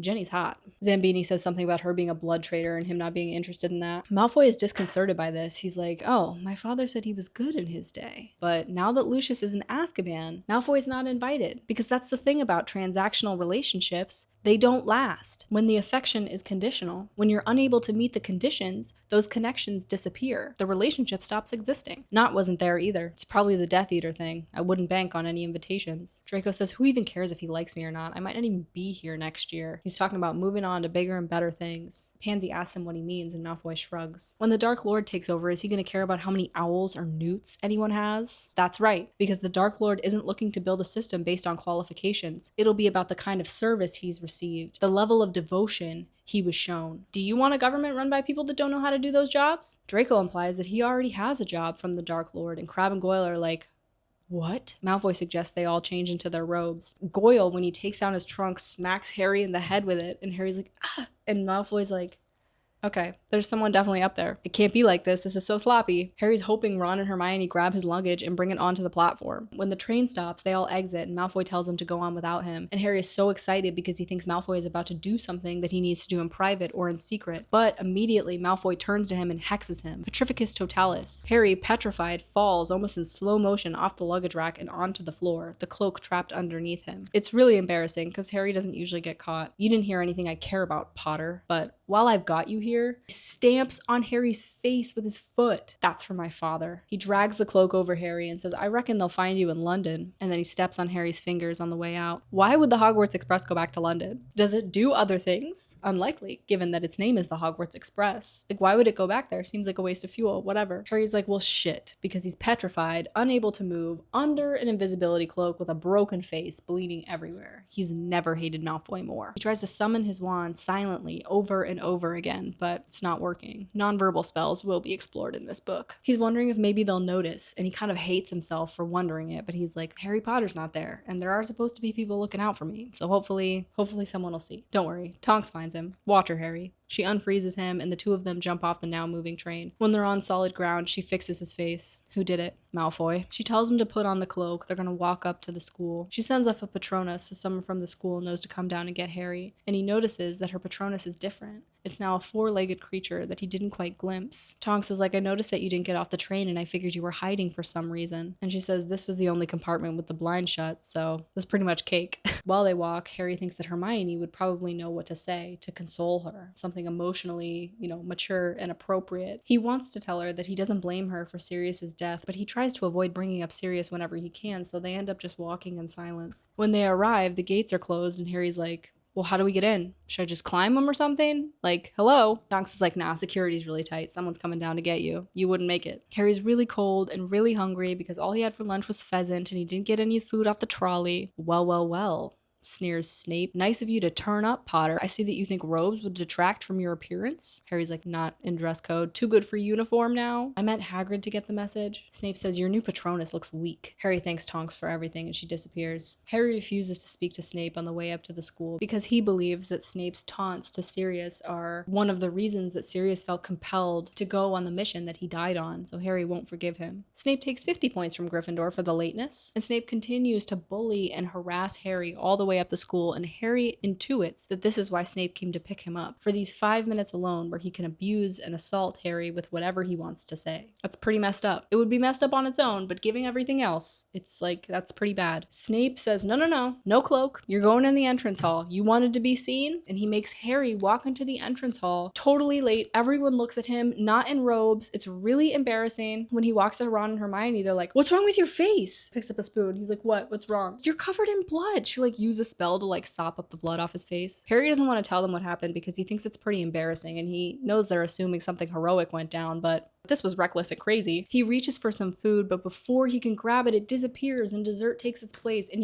when you need something savory, but you only have something sweet and it's just like, it's not gonna do. Nearly headless Nick approaches them and tells the kids that he's something of a Potter authority. There's been much chatter in the spirit community about his chosen one's status, but they know I will not pester you for information. I swore on my life. Ron says something insulting about how he's already dead. Nearly headless Nick is like, this is the 3rd year in a row you've managed to offend me, and then leaves. Those aren't the words, I'm paraphrasing. Hermione notes Dumbledore's extremely injured hand. She says it looks as if his hand has died. Dumbledore can tell that everyone's talking about it and he tells them all not to worry. He welcomes everyone to the school. Among this year's announcements, they are informed that Mr. Filch has banned all of Weasley's Wizards Wheezes products, so none of them should be brought into the school. They're looking for a new Quidditch commentator, so let your head of house know if you want to do that. And we are pleased to welcome a new member of our staff. Professor Slughorn will be resuming his position as Potions Master this year. Potions? Everyone's talking to each other. And Professor Snape will be taking over Defense Against the Dark Arts. No! And everyone's like,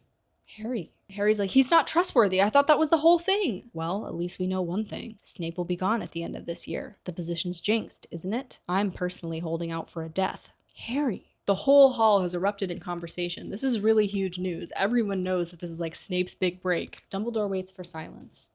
Everyone in this hall knows that Voldemort and his followers are once again at large and gaining strength. Draco is hovering his fork in midair, not paying any attention. Dumbledore says he can't emphasize enough the seriousness of the situation, and though more precautions have been taken than ever to ensure the students are protected, everyone has to be on their guard. That means following the rules. Do not be out of bed after hours, and report anything suspicious. He dismisses them all with a good night. Pip pip. Before walking up to the common room, Harry tells Ron what happened, and he says it's a testament to the strength of their friendship that Ron doesn't laugh. When Harry shares what he heard Malfoy say, Ron's like, yeah, but he was probably just exaggerating for Pansy, right? Hagrid comes up behind them, scolding Harry for using Voldemort's name. Dumbledore uses it. Dumbledore is Dumbledore. Hagrid was late to this year's feast because of Grot. Dumbledore set him up on a cave. He's much happier in there than he was in the forest. Hagrid says he's really come a long way and he's thinking of training him as his assistant. Anyway, see you tomorrow. First lesson's after lunch. And he bounces. Shit, are you taking care of magical creatures this year? Neither of them are. None of the kids are taking any of Hagrid's classes this year. At breakfast, Harry tells Hermione about Malfoy, and Ron's like, you think he was just showing off, right? And Hermione's like, I don't know, that's a pretty big lie to tell. Ron is pretty excited about being a 6th year because he gets to snap at first years all the time, but also 6th years get a free period. Hermione says the free period is for studying, we're gonna be swamped. But not today. I bet today is wonderful, and you gotta remember that last year their Monday was the worst Monday ever. Hermione confiscates a fanged frisbee, and Ron says, great, he's always wanted one of these. And Lavender Brown around thinks that's really funny and laughs really hard. Remember the Uranus comment? They discuss Hagrid's impending disappointment, and Hermione's like, but none of us ever expressed any enthusiasm for that class. He can't think that we'd want to take a N.E.W.T level class. McGonagall takes a minute to hand out schedules that morning at breakfast. Hermione is pretty immediately cleared with her 9 O's, and we all learned that Neville got an O in herbology. So Neville may have a nicer report card than Ron. And he got an E in Defense Against the Dark Arts, which is the same grade Hermione got. So, Neville, you only got an A in Transfiguration, and that's really not where you need to be. I don't know that you'll be able to keep up with the work. She's like, why do you want to do Transfiguration anyway? My gran says it's important. And McGonagall's like, well, it's high time your gran is proud of the grandson she has. And she recommends Charms, which Neville's really good at. Gran says Charms is soft. McGonagall says that's just because she failed Charms. You'll go to Flitwick. Trelawney and Ferenz are dividing divination this year, but the 6th years will be taught by Trelawney, and Parvati apparently looks crestfallen at that news. When she gets to Harry, she's like, why aren't you doing potions? I thought it was your ambition to become an Auror. Oh, I didn't get an outstanding on my owl. Those were Snape's qualifications, but Slughorn is teaching potions now, and he accepts an E. So do you wish to proceed? Yeah, but I didn't buy a book or ingredients or anything. She's like, it's okay, there's extras. A few minutes later, him and Ron are cleared for the same subjects, and they've got a free period right now, after break, and after lunch. That's 3 free periods on their Mondays. It's pretty cool. So they go to the common room, and they run into Katie Bell, a 7th year, who's the only remaining member of the original Gryffindor Quidditch team that Harry played on. She's like, let me know when tryouts are. And he's like, Katie, you're on the team. Don't start like that. Captains can't just play old faces. You got to see who's the best fit. And Ron looks pretty uncomfortable with this conversation. They end up heading drearily down to Defense Against the Dark Arts, their first class today, and it's of course with Snape. They meet Hermione, who's already weighed down by books. She's like, we have a ton of runes homework already. And I'd love to meet one other kid that's in runes. Why don't we ever hear about this? Is it just Hermione in the class? Wouldn't that be funny if Ancient Runes is just Hermione? And every time she's like, we have lots of homework, she means I have lots of homework. Inside, says Snape. The Defense Against the Dark Arts room has been decorated 6 different times with each teacher that's occupied the classroom, and Snape has decorated it with pictures of people in pain or strangely contorted bodies. It's really uncomfortable. He reprimands Hermione pretty immediately for taking her book out, and she's like, all right. The dark arts are many, varied, ever-changing, and eternal. Harry thinks Snape's voice has a loving caress to it, and he's like, is anyone else seeing this? This is indecent. They'll be working on nonverbal spells this year. He has to call on Hermione, and she says they're advantageous because your adversary has no warning about the kind of magic you're about to perform. She would know because that happened to her last year. Snape makes fun of her for basically spouting verbatim what was in the book, implying that she's not smart enough to come up with an answer on her own. He pairs them up and tells them to jinx one another and repel jinxes without talking, and Harry says a reasonable amount of cheating ensued pretty immediately. Eventually, Snape walks over to Ron and Harry and says, let me show you. And he pulls his wand so quickly that Harry's body reacts defensively. We witness Katniss do something like this too, where all of a sudden she's fighting back at a life or death situation without intending for the situation to feel like life or death. Protego. Snape goes flying backwards and hits a desk. Do you remember me telling you we're practicing nonverbal spells, Potter? Yes. Yes, sir. There's no need to call me sir, Professor. Everybody laughs. Detention. Saturday night. My office. He takes cheek from no one. Not even chosen ones. After class, Hermione's like, you shouldn't have said that, Harry. And he's like, you might have noticed that he was about to jinx me. Am I just expected to endure abuse from these authority figures? And what's Dumbledore even playing at? Did you hear him talking about the dark arts? He loves them. All that unfixed, indestructible stuff. Honestly, Harry, says Hermione, I kind of thought he sounded a bit like you. What? When you were talking to us about what it's like to face Voldemort and stuff. Harry's really disarmed because Hermione thought that his words were worth memorizing the same way that she memorized words out of a textbook. Jack Slopper comes running up to Harry and he hands him a bit of parchment. It's like, when are Quidditch trials? And Harry's thinking Slopper would be lucky to make the team. I'm not sure. He reads the parchment and recognizes the handwriting. It's his first lesson with Dumbledore. Also this Saturday night. Same time as his detention with Snape. The password is acid pops. Walking to their next class, they spend a bunch of time speculating what Dumbledore is going to teach Harry. When they get to potions, they're greeted by Ernie Macmillan, talking about Snape's class. Of course, a shield charm is old hat for us DA hags. How are you? Ron? Hermione? Slughorn comes around, and honestly, I think he's a pretty good teacher. All around the room are bubbling cauldrons. There's 4. I just appreciate a teacher who puts effort into their lesson. You know, there's some teachers that love their craft, right? Love the thing that they're teaching about. But there's some teachers who love their craft because they love to see other people develop their own understanding of the craft. So in preparation for for the first day of school, Slughorn has brewed 4 really challenging potions to demonstrate a point to his N.E.W.T students. There are 4 Slytherins around a table, 4 Ravenclaws around a table, and so we just leave the trio with Ernie Macmillan. He's the only Hufflepuff that made it to N.E.W.T level potions, I guess. Harry and the gang are nearest a gold color potion that is wafting the most seductive scent that Harry has ever smelled. Treacle tart, the woody smell of a broomstick handle, and something flowery he thinks he might have smelled at the Burrow. It's relaxing him. Him and Ron like grin lazily at each other like, hey. Harry tells Slughorn that he doesn't have a book or equipment, and he directs Harry to the store cupboard for extras. Slughorn has prepared Veritaserum, Polyjuice Potion, and Amarantia, the potion that Harry is standing next to. It's the most powerful love potion in the world. Hermione is identifying all of these, by the way. And it's supposed to smell differently to each of us based on what we're attracted to. For instance, I can smell freshly mowed grass and new parchment, and she cuts herself off. She doesn't finish. Oh, I want to know what she would have said so much. He asks her name. Hermione Granger. Of any relation to Hector Dagworth Granger? No, sir. I'm Muggle-born. Malfoy snickers. Oh, one of my best friends is Muggle-born, and she's the best in our year. I'm assuming this is the friend you spoke of, Harry. Well, take 20 earned points for Gryffindor, Miss Granger. Harry, did you really tell him I'm the best in the year? Ron's like, what's so impressive about that? You are the best in our year. I would have told anyone who asked me. Shh. Slughorn motions to the 4th potion. He says, I'm assuming you know what this is, Miss Granger? Felix Felicis. It's liquid luck. Desperately tricky to make, and disastrous if you get it wrong. However, if brewed correctly, your endeavors tend to succeed until the potion wears off. He says it doesn't really work in excess. You couldn't take it all the time. It has a lot of nasty side effects. Too much of a good thing. Makes you unserious as a person, I guess. But he's taken it twice in his life, and it was pretty okay. He like looks off into the distance and seems to be thinking about those 2 good days, and Harry says he can't tell if that was staged or not, but the effect is very good nonetheless. Felix Felicis is banned in sporting events, examinations, and elections. You're meant to make an ordinary day extraordinary. Today, whoever makes the potion, Draught of Living Death, will win a small bottle. Go. All the kids are eager to earn this liquid luck, obviously. Think of how different a vibe this is in potions than we've literally ever seen ever. Harry is initially annoyed to see that the previous owner of this book had scribbled all throughout inside of it, but eventually he realizes that the scribbles have more articulate and accurate instructions as it relates to brewing this specific potion. He overhears Malfoy trying to suck up to Slughorn, being like, I believe you know my grandfather? And Slughorn kind of dismisses him. Is not interested in knowing him anymore because the Malfoys have fallen out of favor. All the while, Hermione's like, the book says counterclockwise. And Harry's like, I don't know. I did it clockwise and it looks the way it's supposed to look. Harry shrugs and keeps following the written instructions and continues to be rewarded. Harry looks around the classroom and feels elation because he certainly has the best potion. He's never felt this way in this classroom before. And he says that's kind of the good and the bad of potions is you can't really hide your work. Everyone is going to see what everyone is doing. It's an interesting sentence, particularly as potions has been Snape's forte, which is quite a transparent one because it must be done tangibly, right? After class, Slughorn announces Harry's potion the clear winner, the light on his face, clearly the son of Lily Evans. You've inherited your mother's talent. Harry's handed the liquid luck, much to the envy of everyone around him, and Hermione's potion was actually the 2nd best potion, so if Harry hadn't had the book,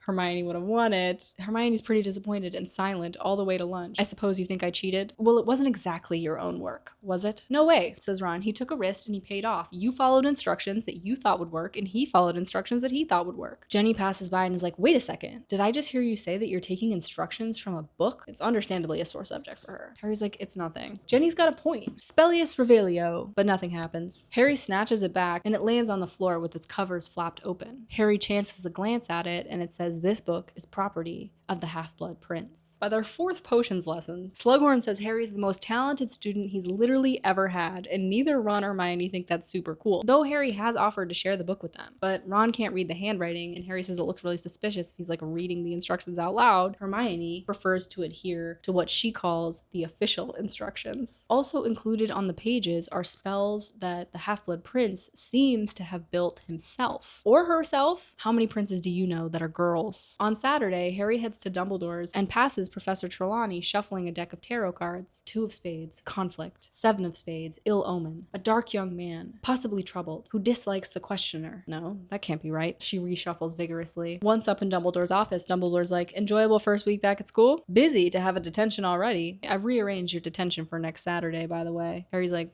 right. Dumbledore says, I've told you everything that I know as it relates to the prophecy and Voldemort. They're going to spend these lessons endeavoring to understand, to gather information together. It seems that Dumbledore has a hunch or a theory, and he's going to walk Harry through how he arrived at certain conclusions, so Harry may be able to do so without Dumbledore's help. Dumbledore says he thinks he's right about what he knows, but as he's a very clever man, forgive me, his mistakes tend to be correspondingly huger. Harry asks if the information he's going to give him will help him survive, and Dumbledore says he very much hopes so. He pulls out the pensieve and puts some of his thoughts into it. You look worried. Harry's like, well, it hasn't always been awesome inside the pensieve. Well, this time, Harry, you enter with me, and even more unusually, with permission.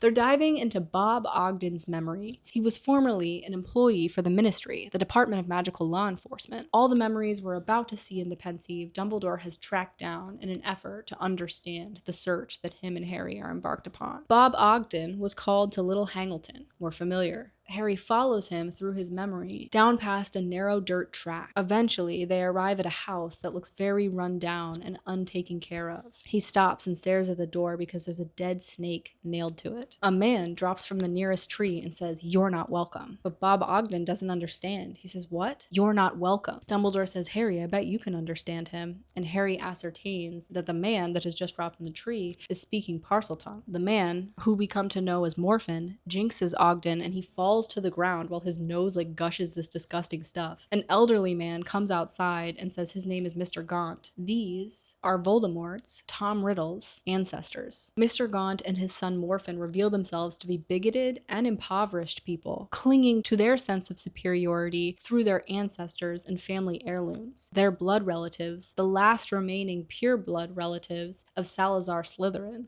who really thought pure-bloodedness was an important thing. So this is the product of his ideas. Are Morphin and Gaunt. Ogden is here to sort of prosecute Morphin Gaunt. He's accused of using spells on muggles just last night, but Mr. Gaunt has no use for owls. He doesn't open letters. Ogden's like, well, you can hardly be upset about surprising guests, because I did notify you of my arrival. Inside their home, we meet Merope, Gaunt's daughter. She's wearing a ragged gray dress, the color of dirty stone. Gaunt and Morphin take turns abusing Merope, screaming at her. Ogden tries to intervene, and Gaunt actually calls Merope a squib. She ends up dropping a pot when she hears what Morphin is accused of, and it cracks in half. She tries to pull it back together. Ogden ends up mending it for her. He tries to get everyone back on track. Morphin has broken wizarding law. He taught a filthy muggle a lesson. Is that illegal now? Yes, I'm afraid that it is. Gaunt eventually lords his ring, and it's the very same ring that Harry saw on Dumbledore's finger the night when he came to retrieve him. Proof of his lineage. Do you know who we are? And he grabs the chain around Merope's neck and drags her to Ogden, and she's gasping and choking. Don't you go talking to us like we're dirt on your shoes. Generations of purebloods. He spits at Ogden's feet. And you'll notice when you read these scenes that Ogden isn't talking to the Gaunts like they're dirt on his shoes. It's the Gaunts' own ideas about themselves that lead them to this defensive and offensive place. While arguing over Morphin's law-breaking, the wizards hear a muggle young man and woman passing their house, disparaging what their house looks like. Everything on that side of the valley belongs to us. That cottage belongs to an old tramp called Gaunt. Don't look at it, Cecilia, darling. Morphin taunts Merope in Parseltongue. He called her darling. He doesn't want you. Gaunt catches on that his daughter might have an infatuation for the rich muggle boy from atop the hill, and he advances on the terrified girl. But I got him, father! And we learn that that's why Ogden's here, because last night, Merope's brother hexed the rich muggle boy, Tom Riddle. Gaunt's hand close around his daughter's throat. He's choking her, and Ogden defends her. Gaunt is disgusted that his daughter has any interest in the rich muggle boy, calling her filth and a mudblood lover. I have often talked about how JKR is not only using the history of World War II and the Holocaust to write this book, she also is using the systemic oppression and racism that has gone on in America to demonstrate a very specific point. She's calling out the population of people that believe in Voldemort's bigoted rhetoric. And I think the use of the term mudblood lover is very specific, has very legitimate historical roots, and is confirmation of what JKR was trying to demonstrate at the time about racism in America, though of course she is British herself. Gaunt is yelling at his daughter for being disgusting and a disgrace, and he's choking her out, and Ogden ends up running for his life, and Dumbledore motions that they should follow. Ogden actually ends up running into the horse of the wealthy young man, and Harry recognizes recognizes the face of Tom Riddle from the diary that he encountered in the Chamber of Secrets, and he is stunned to learn that Tom Riddle, this muggle, is Voldemort's father. The memory has ended, and they arrive in Dumbledore's office, and Harry asks what happened to the girl at the cottage. Dumbledore says she survived. Authorities were there within 15 minutes because Ogden was able to gather reinforcements. Morphin was sentenced to 3 years because he had a history of muggle hexing, and Marvolo was sentenced to 6 months because he fought an officer. Marvolo? That's right, the man we just met was Voldemort's grandfather, and Merope is his mother. Dumbledore says they were violent people with aggressive tempers and not a ton of critical thinking skills because they had a habit of generationally mating with cousins. And much of the family gold has been spent, so they were left in squalor. The muggle whom offended Morphin, Merope harbored a secret burning desire. Once her family was in Azkaban, she was free to plot her escape from the desperate life she'd lived for the last 18 years. Harry can't imagine Tom Riddle, the mean, rich muggle guy who would just kind of shit on Merope's house, falling in love with her. Was it the Imperious Curse? Or a love potion? Dumbledore says he's inclined to think love potion. Within a few months of what we just saw, little Hangleton witnessed an incredible scandal. Marvolo came home to find his house empty after his stint in Azkaban, and he died a few months later. And Merope? A few months into their runaway marriage, Tom Riddle reappeared in Little Hangleton, claiming that he'd been hoodwinked and taken in. Probably it meant that the enchantment was now lifted. They'd been married a year when she had his baby. Tom Riddle left when she was pregnant. Dumbledore theorizes that Merope was deeply in love with her husband and could not bear to continue enslaving him by magical means. Maybe she convinced herself that he'd actually fallen in love with her by then, or maybe she thought he'd stay for the baby. Either way, he left and never bothered to wonder about his son. And JKR has said that Voldemort is the way he is because he's the product of a loveless union, because he's the product of sexual assault. And I grew up watching SVU, which, is neither here nor there. So I know about Olivia Benson, and I know that she knows and understands love, perhaps the most famous product of sexual assault. This is a really horrific take to make for a number of reasons. JKR has said that if Merope had lived to raise her son and show Voldemort love, then eventually he would have understood it. But you'll remember that in the last book, Voldemort could not stand to be in Harry's head when he felt his love for Sirius because Voldemort cannot tolerate love. He was raised without it, and thus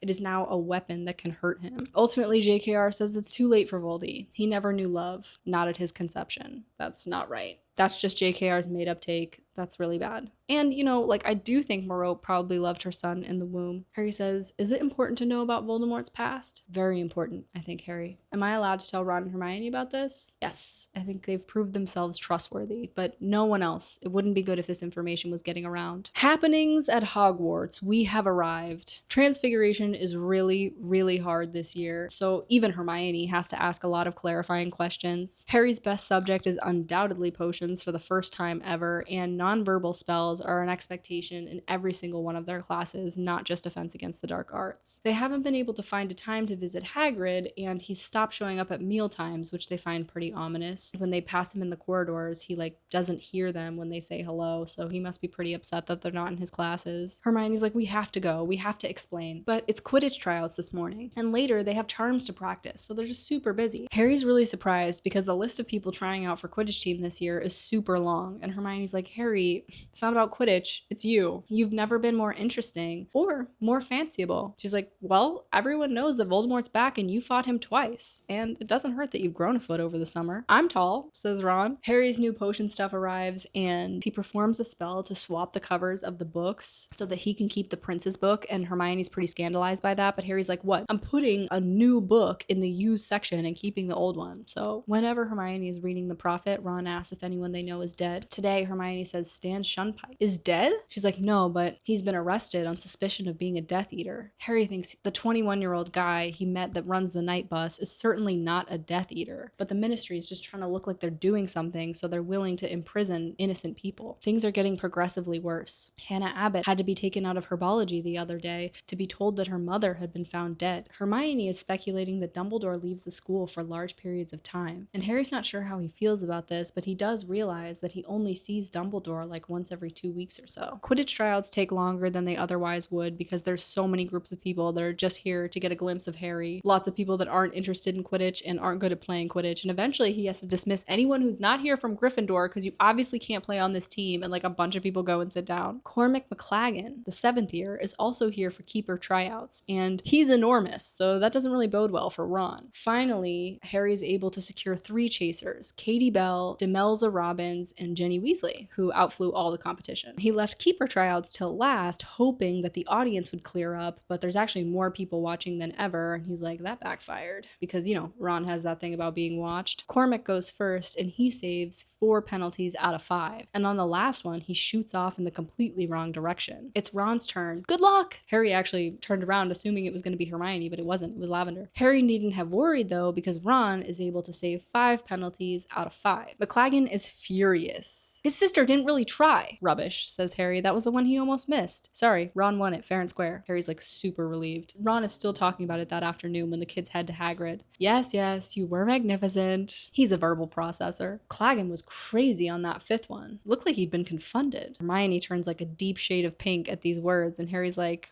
Witherwings is outside, and when they pass him, Hermione says she's still nervous around him, and Ron's like, come off it, didn't you ride him? The kids bang on the door, and Hagrid refuses to open it, because he's like, obviously you don't want to see me, you don't think my classes are good. It's like, don't they have enough to deal with? Eventually, Harry says, my wand's out, Hagrid, I'm gonna blast open this door if you don't open it. Hagrid swings open the door, and he's like, Potter, I'm a teacher, and you'll treat me like a teacher. I'm sorry, sir. Since when have you ever called me sir? Since when have you ever called me Potter? Oh, very clever, very amusing. That's me outsmarted. He invites them in and he like stomps around, but he serves them these enormous mugs of tea and some cakes. And Harry is just starving, so he's willing to eat Hagrid's cooking, which is a pretty big deal. They apologize for not being in his class, saying they just don't have the time and space this year as Newt level students. And at that moment, the giant grubs in the corner of the room, they're in like a barrel all squelched together. They're foot-long maggots writhing in a barrel. They make themselves known. Ron's like, and those grow into nothing. I feed him to Aragog. And then Hagrid bursts into tears. Hagrid! He confesses that he thinks Aragog is dying. They've been together since Hagrid was 13. More than 50 years of a relationship. Hermione's like patting Hagrid's shoulder and just like,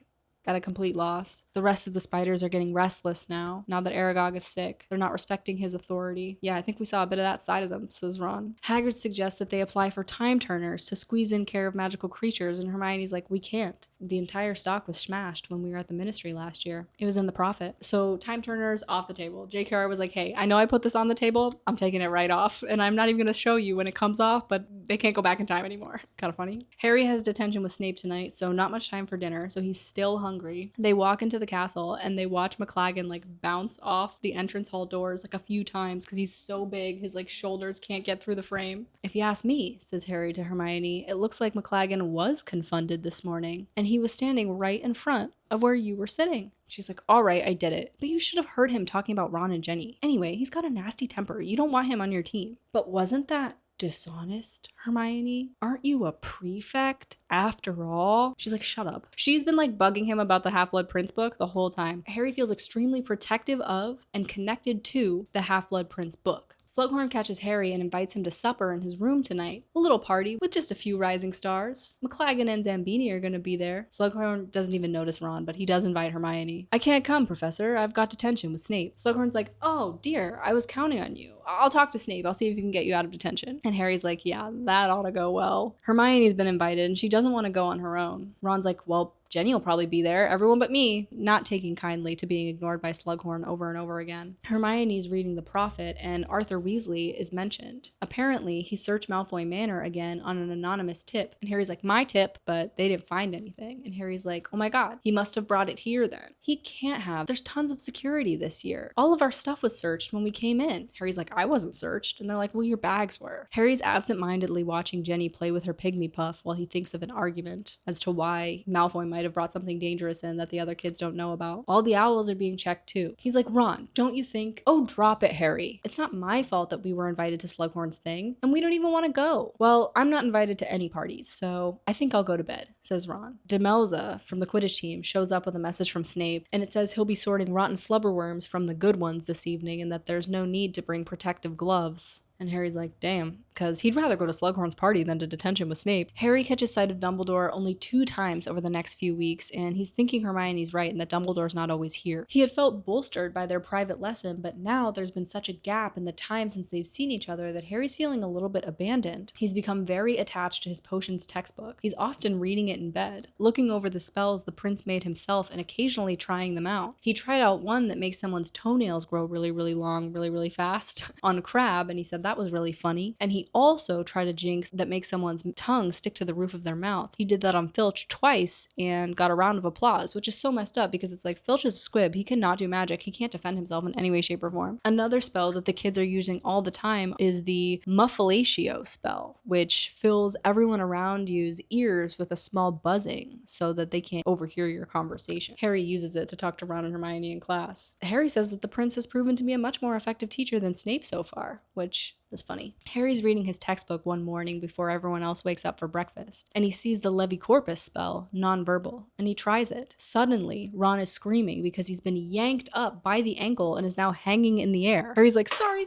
and he's like looking through the book trying to find the counter curse, LibreCorpus. Tomorrow just set the alarm clock. When they recount the story at breakfast to Hermione, she's like, did you get that spell from the prince? Handwritten? It's probably not ministry approved. It was a laugh, Ron says. It was just a laugh, Hermione. I'm just telling you because it's funny. And Hermione doesn't think it's funny at all. Harry realizes that he actually has seen this spell before. He saw his dad use it. Could the Half-Blood Prince be James Potter? He's very excited about this idea. But Hermione's like, no, Harry, there's another type of person that hangs people around in the air. We've seen people do stuff like that, and they're all Death Eaters. And she's right. Ron says, you're just mad because he's better at potions than you. It's not that. Harry says, well, what kind of Death Eater would he really be if he's walking around boasting about being a half-blood? But that prompts him to remember that his dad is pureblood, so probably he's not the Half-Blood Prince. Well, most of the Death Eaters aren't pureblood, says Hermione. There's not very many of them. They'd let you and Ron join up, just as long as you're not Muggle-born. Ron's like, no way, I'm a blood traitor. They'd never let me join. Yeah, and we'd be best pals if they didn't keep trying to do me in. Jenny shows up with a piece of parchment from Dumbledore. You want to hang with us at Hogsmeade, Jenny? I'm going with Dean. Maybe see you there. And Harry's like,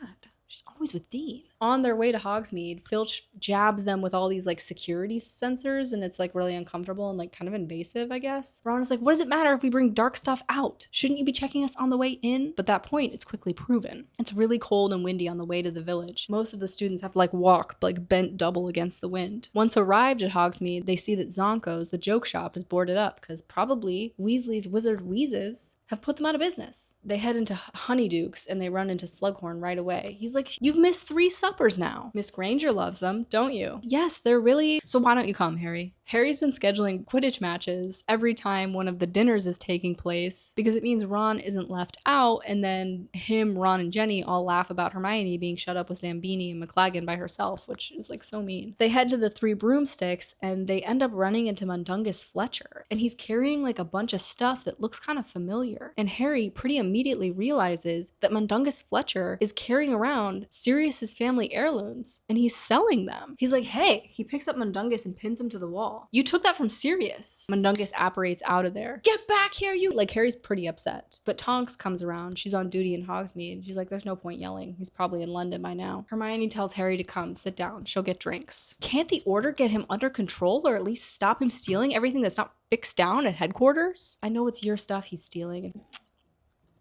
It is my stuff he's stealing. God! Harry observes Ron trying to catch the eye of Madame Rosmerta. She's like the super hot barmaid that he's had a crush on forever. And that's supposed to be a little clue because Madame Rosmerta has been Imperius cursed at this moment. But we don't really see her interact with anyone, so we couldn't deduce that. We just see Ron observing her. Once Harry's mug is empty, Hermione's like, all right, should we all go home? Like, this kind of sucked. This was not good. Let's just leave. They end up following Katie Bell and her friend out of the pub. Harry's bummed that they didn't see Jenny, and he ruefully imagines her snuggled up with Dean and Madame Puttyfoot's, because that's where couples go. He overhears as they're walking back Katie arguing with her friend, and then at once, Katie drops and flies into the air with all of her limbs extended, her mouth open, open, as if she were about to take flight. Something is wrong with her. Her hair is whipping all around her face in the wind, and suddenly she starts screaming in horrible agony. The trio rush forward to help, and her friend is like trying to pull her down by the leg, but nothing's working. Eventually, she just collapses on top of them, and Harry and Ron catch her. It's too hard to hold her though, because she's writhing and like seizing. Harry says, "Stay here, I'm going for help," and he runs toward the school, where he runs into Hagrid. They run back to the scene. "Get back, let me see her." Hagrid scoops up Katie and runs toward the castle. Katie's friend said it happened when the package tore. Ron bends down to pick it up, and Harry's like, "Don't touch it." There's this ornate necklace that's visible, surrounded by this glitter poking out of the paper. Harry says he's actually seen this necklace before in Borgin and Burke's. It was cursed. Why would Katie have this? Her friend says she came back from the bathroom holding it, and nothing that her friend said would make Katie let it go. She must have been imperious, and her friend didn't notice. Harry pulls off his scarf and picks up the package with it. They intend to bring it back to Madame Pomfrey. This confirms Harry's theories for him. Malfoy knew about this necklace. It was labeled as cursed. This must have been what he bought that day. She came back from the bathroom with it. Wouldn't that mean a girl had to give it to her? McGonagall ends up hurrying up to them. Hagrid told her. She takes them up to her office, where there's a warm fire crackling in the hearth. And she says, "Okay, talk." Harry tells her all about it and then asks to speak to Dumbledore, but is told that he is away. "I think Draco Malfoy is behind this." He is. "Do you have any proof?" "No." Hermione's like, "But Harry, he said he wouldn't take it with him because he didn't want to touch it. Obviously." McGonagall says it's unlikely that this was Malfoy, because Malfoy wasn't at Hogsmeade today. He was doing detention with me. They leave her office speculating. Who was the package for? Could have been anyone. Slughorn, Dumbledore, you? Couldn't have been me, says Harry. Otherwise she would have just turned around and give it to me. I wonder why Malfoy told her to take it to the castle. Harry, it couldn't have been Malfoy. They're like really annoyed about this. It wasn't exactly a foolproof attack, was it? Didn't even make it into the castle, and probably wouldn't have. You're right, it's like not very thought out. Harry's like, well, Malfoy never was the world's greatest thinker. And they're like, shut up, Harry. Katie has to be relocated to St. Mungo's hospital the next day because her injuries are so severe. She's lucky though, because she would have died if she had touched it with her ungloved hand. At his next lesson with Dumbledore, Dumbledore tells Harry that it was actually Snape that was able to save Katie. He's like, what about Madame Pomfrey? He says Snape is more learned in the dark arts, and that's undoubtedly what this was. Harry shares his theory about Malfoy, and Dumbledore says, it's my job to investigate the happenings at this school, Harry. Thank you very much. And Harry tells Dumbledore about Mundungus stealing his inheritance, and Phineas Neglius on the wall is like, what? He's stealing from my house? And he like walks out of the portrait.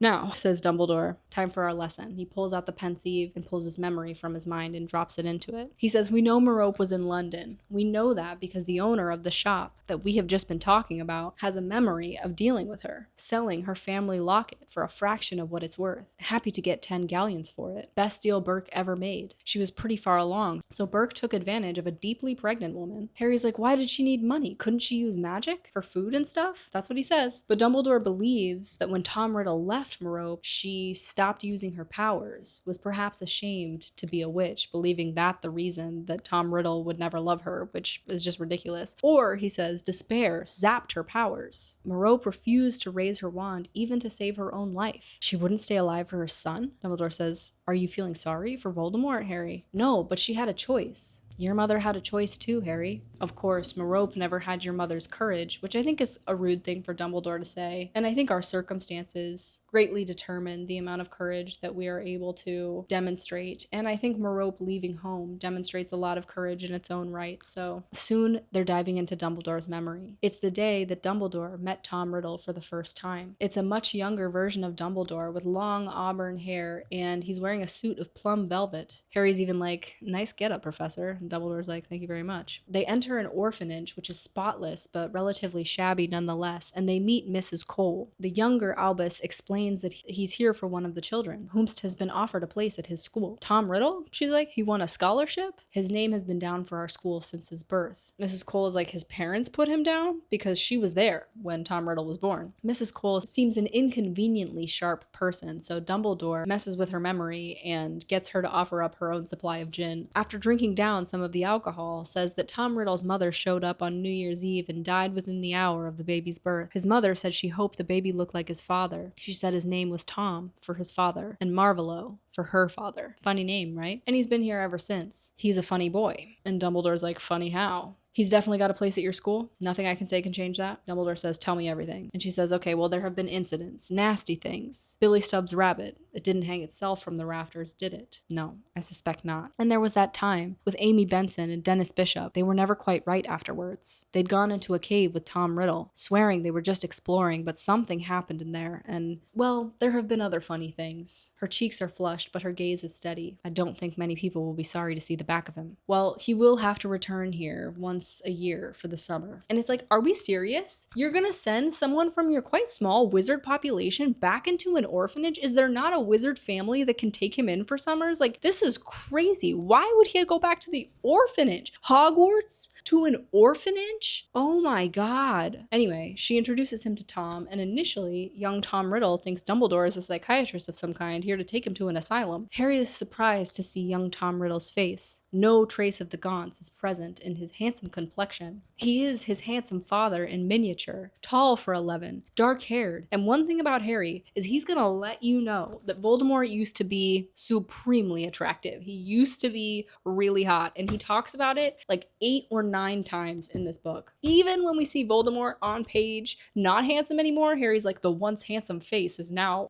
blurred. It's like, Harry, focus! Young Tom Riddle is abrasive and yells at Dumbledore to tell the truth! Oh my god, is Dumbledore just gonna take that lying down? But he does. Dumbledore says he knows that Riddle isn't crazy because what he can do is magic, and Tom Riddle believes it immediately. I knew it, he says. Sometimes I can make animals do things, and he can make bad things happen to people that he doesn't like. I always knew I was special. You're a wizard. Harry is taken aback by how readily Tom Riddle accepts this information. Riddle tells Dumbledore to prove that he's a wizard too, in a way that Harry thinks is quite rude. He says, if you're coming to Hogwarts, you'll address me as Professor or Sir. Tom Riddle's demeanor changes completely. I'm sorry, sir. I meant please, Professor. Could you show me? Harry is sure that Dumbledore is going to refuse, but he doesn't. Suddenly, the wardrobe in the corner of the room is ablaze. Riddle stands up and screams, and Harry can't blame him because he's sure that all of Riddle's earthly possessions are in there, but suddenly the fire winks out. No damage has been done to the wardrobe. Where can I get one of those? Indicating to Dumbledore's wand. All in good time. There's something that wants out of your wardrobe. Dumbledore demonstrates that he knows that Riddle has been stealing. He tells him that this behavior is not tolerated at Hogwarts and these possessions must be returned to their rightful owners with apologies. He also says the way that you have been employing magic is not allowed, and if you are going to come and learn at our school and join our world, you must abide by our laws, and that means not hurting anyone with magic, ever. He tells Riddle about Diagon Alley, offers him assistance in acquiring books and a wand. A small stipend has been set aside for students in positions such as his. Riddle agrees readily and takes the money bag without saying thank you. Riddle says he's used to doing things by himself and that he doesn't need Dumbledore's help. When Dumbledore explains how to get to Diagon Alley through the leaky cauldron, he says, you ought to remember the barman's name, Tom, because it's the same as your own. He says there are a lot of Toms. Tom Riddle asks Dumbledore if he knows of his parents. He thinks his mother couldn't have been magic, or she wouldn't have died. But Dumbledore says he's afraid he does not know. So Voldemort assumes it is his father that has passed him his wizard lineage. Toward the end of the meeting, Riddle confides that he can talk to snakes. Harry deduces that an 11-year-old Riddle has saved this information for last, hoping to shock or impress. Dumbledore says it's unusual, but it's not unheard of. Goodbye, Tom. They leave Dumbledore's memory and Harry and Dumbledore debrief that even then, Voldemort was using magic to punish, frighten, and control. Dumbledore says that his ability to talk to snakes did not concern him as much as his obvious instinct for cruelty and domination. He showed contempt for anything that connected him to others, made him ordinary like his name. He was already secretive and friendless. Dumbledore doesn't believe Voldemort has ever had a friend or ever wanted one. More than that, young Tom liked to collect trophies. The stolen articles in his wardrobe were taken from victims of his bullying. They were souvenirs. The next morning, Harry updates the gang in herbology, pulling on protective gloves to deal with the Snargaluff stumps. They're like taking out these pods and having to squeeze them, and it's like a lot of like real elbow grease. Harry inquires about Slughorn's party, and Hermione says Slughorn just dotes on McLaggen, and he introduced them all to Gwenog Jones. The Gwenog Jones of the Holy-Headed Harpies? They get scolded by Professor Sprout because Neville's already got his first pod. You guys are lagging behind. You can't get out of this next one anyway, Harry, because Slughorn specifically asked me to ask you about your schedule for the Christmas party. Harry's pod goes flying across the room. Just for the Slug Club, says Ron. Why don't you try hooking up with McLaggen then? King and Queen Slug. Well, we're allowed to bring guests, and I was going to ask you, but if you think it's so stupid, I won't bother. Harry's like working hard not to pay attention to the combo. He's like trying to collect his pod and like not listen. You were going to ask me? Yes, I was, but obviously if you'd rather I hooked up with McLaggen, no, I wouldn't. says Ron. So close, it's really close. Harry isn't really surprised because he figured this would come to fruition with his friends sooner or later, but he's a little bit worried because what if things go well and they end up like Bill and Fleur and they're just embarrassing to be around? Or what if they go wrong like him and Cho and they can't even speak to each other ever again? He's like, he's like really worried about it. Meanwhile, because of Katie Bell's accident, the Quidditch team is one chaser short, and with the Slytherin match looming, Harry decides to ask his roommate and Jenny's boyfriend, Dean Thomas, to be a chaser, which makes Seamus pretty upset. He feels kind of snubbed because he also tried out for it, but Harry says Dean is just the better flyer. They're conjuring canaries in Transfiguration, and that's very, very challenging. Well, Hermione is. No one else has been able to do it. As it relates to Quidditch, the team plays really well together. Ron's the only problem. He's a pretty inconsistent player because of his nerves, and all of last year's insecurities seem to have come back to him. Ron is wild at practice and even accidentally punches Demelza in the face, and she gets like a bloody nose, and Jenny's like, Ron, you prat, you panicked. Don't call Ron a prat. I'm the captain of this team. Well, you seem too busy, and I thought somebody should. After practice, him and Ron are walking back to the common room via a back route, and they happen to come across Jenny and Dean tangled up in each other's arms in a sexual embrace of sorts behind a tapestry. And Ron's like, oi! While Harry's blood erupts, there's a monster inside of his chest, like clawing to get out. He's like furious, and he's like, what is going on with me? Dean's like, oh, Jenny, let's go. She's like, you go. I want to have a moment with my brother. Do you want people saying my sister is a... She pulls a wand. She's like, what?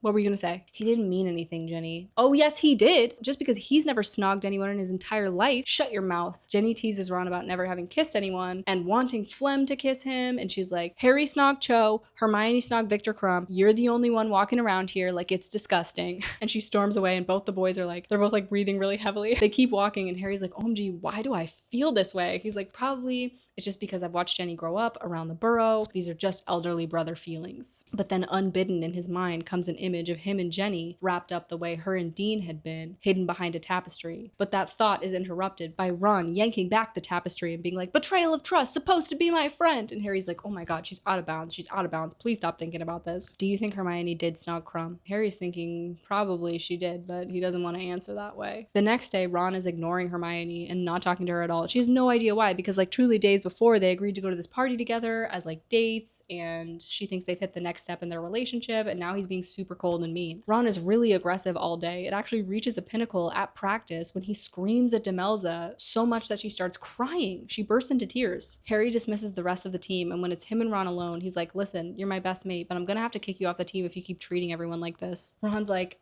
I resign. I'm pathetic. Harry grabs him by the front of his robes and is like, it's just a mental problem. You calling me mental? Maybe I am. Ron says, fine. If we lose tomorrow, I'm quitting. Harry's pretty determined to win because it's his first showing as Gryffindor Quidditch captain, and it's against Slytherin, obvi, so there's tons at stake. On the day of the match, breakfast is normal, with the Slytherins hissing and booing as the Gryffindor team walks in. Cheer up, Ron, says Lavender, and Ron just ignores her. Harry's like, tea, coffee, pumpkin juice, what do you want to drink? Tea, coffee, pick something. You're gonna drink it. Pick something to drink. And eventually Ron grabs a drink, and Hermione's like, don't drink that, Ron. What did you put in his drink? Harry's like, excuse me? You just tipped a bottle into his drink. Ron, I warn you, don't drink that. Stop bossing me around, Hermione.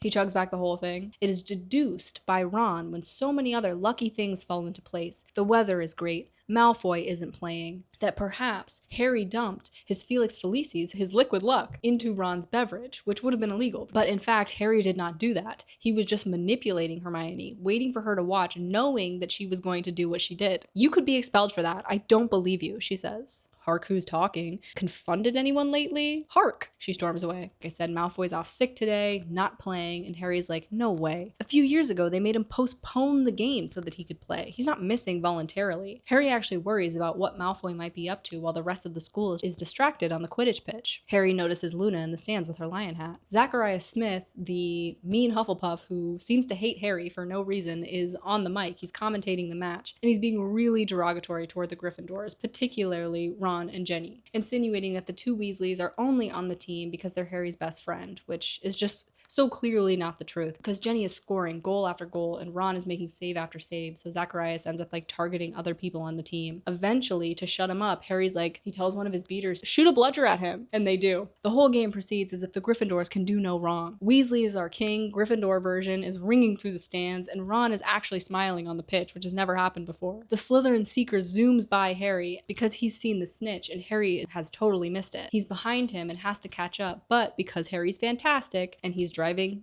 the nicest broom that exists on the market. Before the Slytherin seeker can grab the snitch, Harry says, "How much did Malfoy pay you to play today?" And that distracts him enough that Harry's able to snatch it out from under him. The Gryffindor team zooms around Harry to hug him, but Jenny swoops right past him and collides with the commentator's stadium. "Sorry, Professor, forgot to break." Ron and Harry are the last two in the changing room, and Hermione comes in. "I want a word. You shouldn't have done it. Slughorn literally said it was illegal." "What are you gonna do, turn us in?" says Ron. "What are you two talking about?" says Harry. "I didn't put it in. I faked it when I knew you were looking. I knew Ron could do it if he thought he could." And Ron, meanwhile, is like, "I did that by myself?" Like, he's having like kind of a revelation. And then he looks at Hermione and decides to target all of his pent-up angst at her. "You didn't believe I could do it without the potion." He like mimics her. He's like, "You put Felix Felicis in his drink. Thanks for the faith, Hermione." And then he storms out of the room. Harry's like, "Well, shit, that backfired," because he'd hoped that the Gryffindor win would bring them all back together, but it did not. Harry's like, "Want to go to the party?" "No, you go." I'm so sick of Ron right now. And Harry doesn't know how to explain to her that the thing that Hermione did wrong to get on Ron's nerves is snogging Crumb like 2 years ago. And I'm like, Harry, why can't you tell her that? Like, really, if you are all best friends, if you're truly all best friends, why can't you tell her that? When Harry gets to the common room, he's swarmed by the Crevy brothers who want, the whole rundown of the game. There's a whole host of girls hoping to be his date to Slughorn's Christmas party, so he has to like kind of outmaneuver them. And he runs into Jenny with her pygmy puff on her shoulder. Where's Ron? Ron is in the corner, making out with Lavender Brown. They're wrapped around each other, locked together. Out the corner of his eye, he sees Hermione head out of sight. He actually sees her bushy brown hair, but I'm never going to refer to her that way, okay? So just know that whenever Hermione's being referred to, it's Harry seeing her bushy brown hair. He follows Hermione, and he finds her in the first unlocked classroom. There are twittering canaries circling overhead, and Harry can't help but admire her spell work at a time like this, because distress is supposed to make it harder. He's like, "These are really good." He doesn't know what else to say. Don't pretend you didn't see him. To Harry's horror, at that moment, Lavender pulls open the classroom door. "Oh, hey, Harry," says Ron. "Wondered where you got off to." Lavender is left outside the classroom door, so just the trio in there. And Hermione says, "You shouldn't leave Lavender waiting outside." And then she sends the birds after him, and they end up like pecking and clawing at his skin and like really hurting him. "Get off me!" Hermione wrenches open the door and disappears through it. And Harry's sure he hears a sob when the door closes behind her. It's Christmas again at Hogwarts, and Hagrid himself has delivered 12 enormous Christmas trees to the Great Hall. Harry has to take all these back routes to class because there's so much mistletoe hanging about the corridors, and there's just all these girls waiting around to like make out with Harry, and he doesn't want to kiss them. Ron, who once might have been really jealous about this, is finding the whole thing hilarious now that he has someone to kiss. Harry says the new and improved mood of Ron comes at a heavy price though, because Lavender Brown is always around and seems to always want to be making out with Ron. 2, Ron and Hermione aren't speaking. Ron, all the while, is like, she can't complain. She snogged Crumb. He's like, sure, I promised to go to the party with her as friends. I'm a free agent. And it's like, this is pretty shitty of Ron, I would say.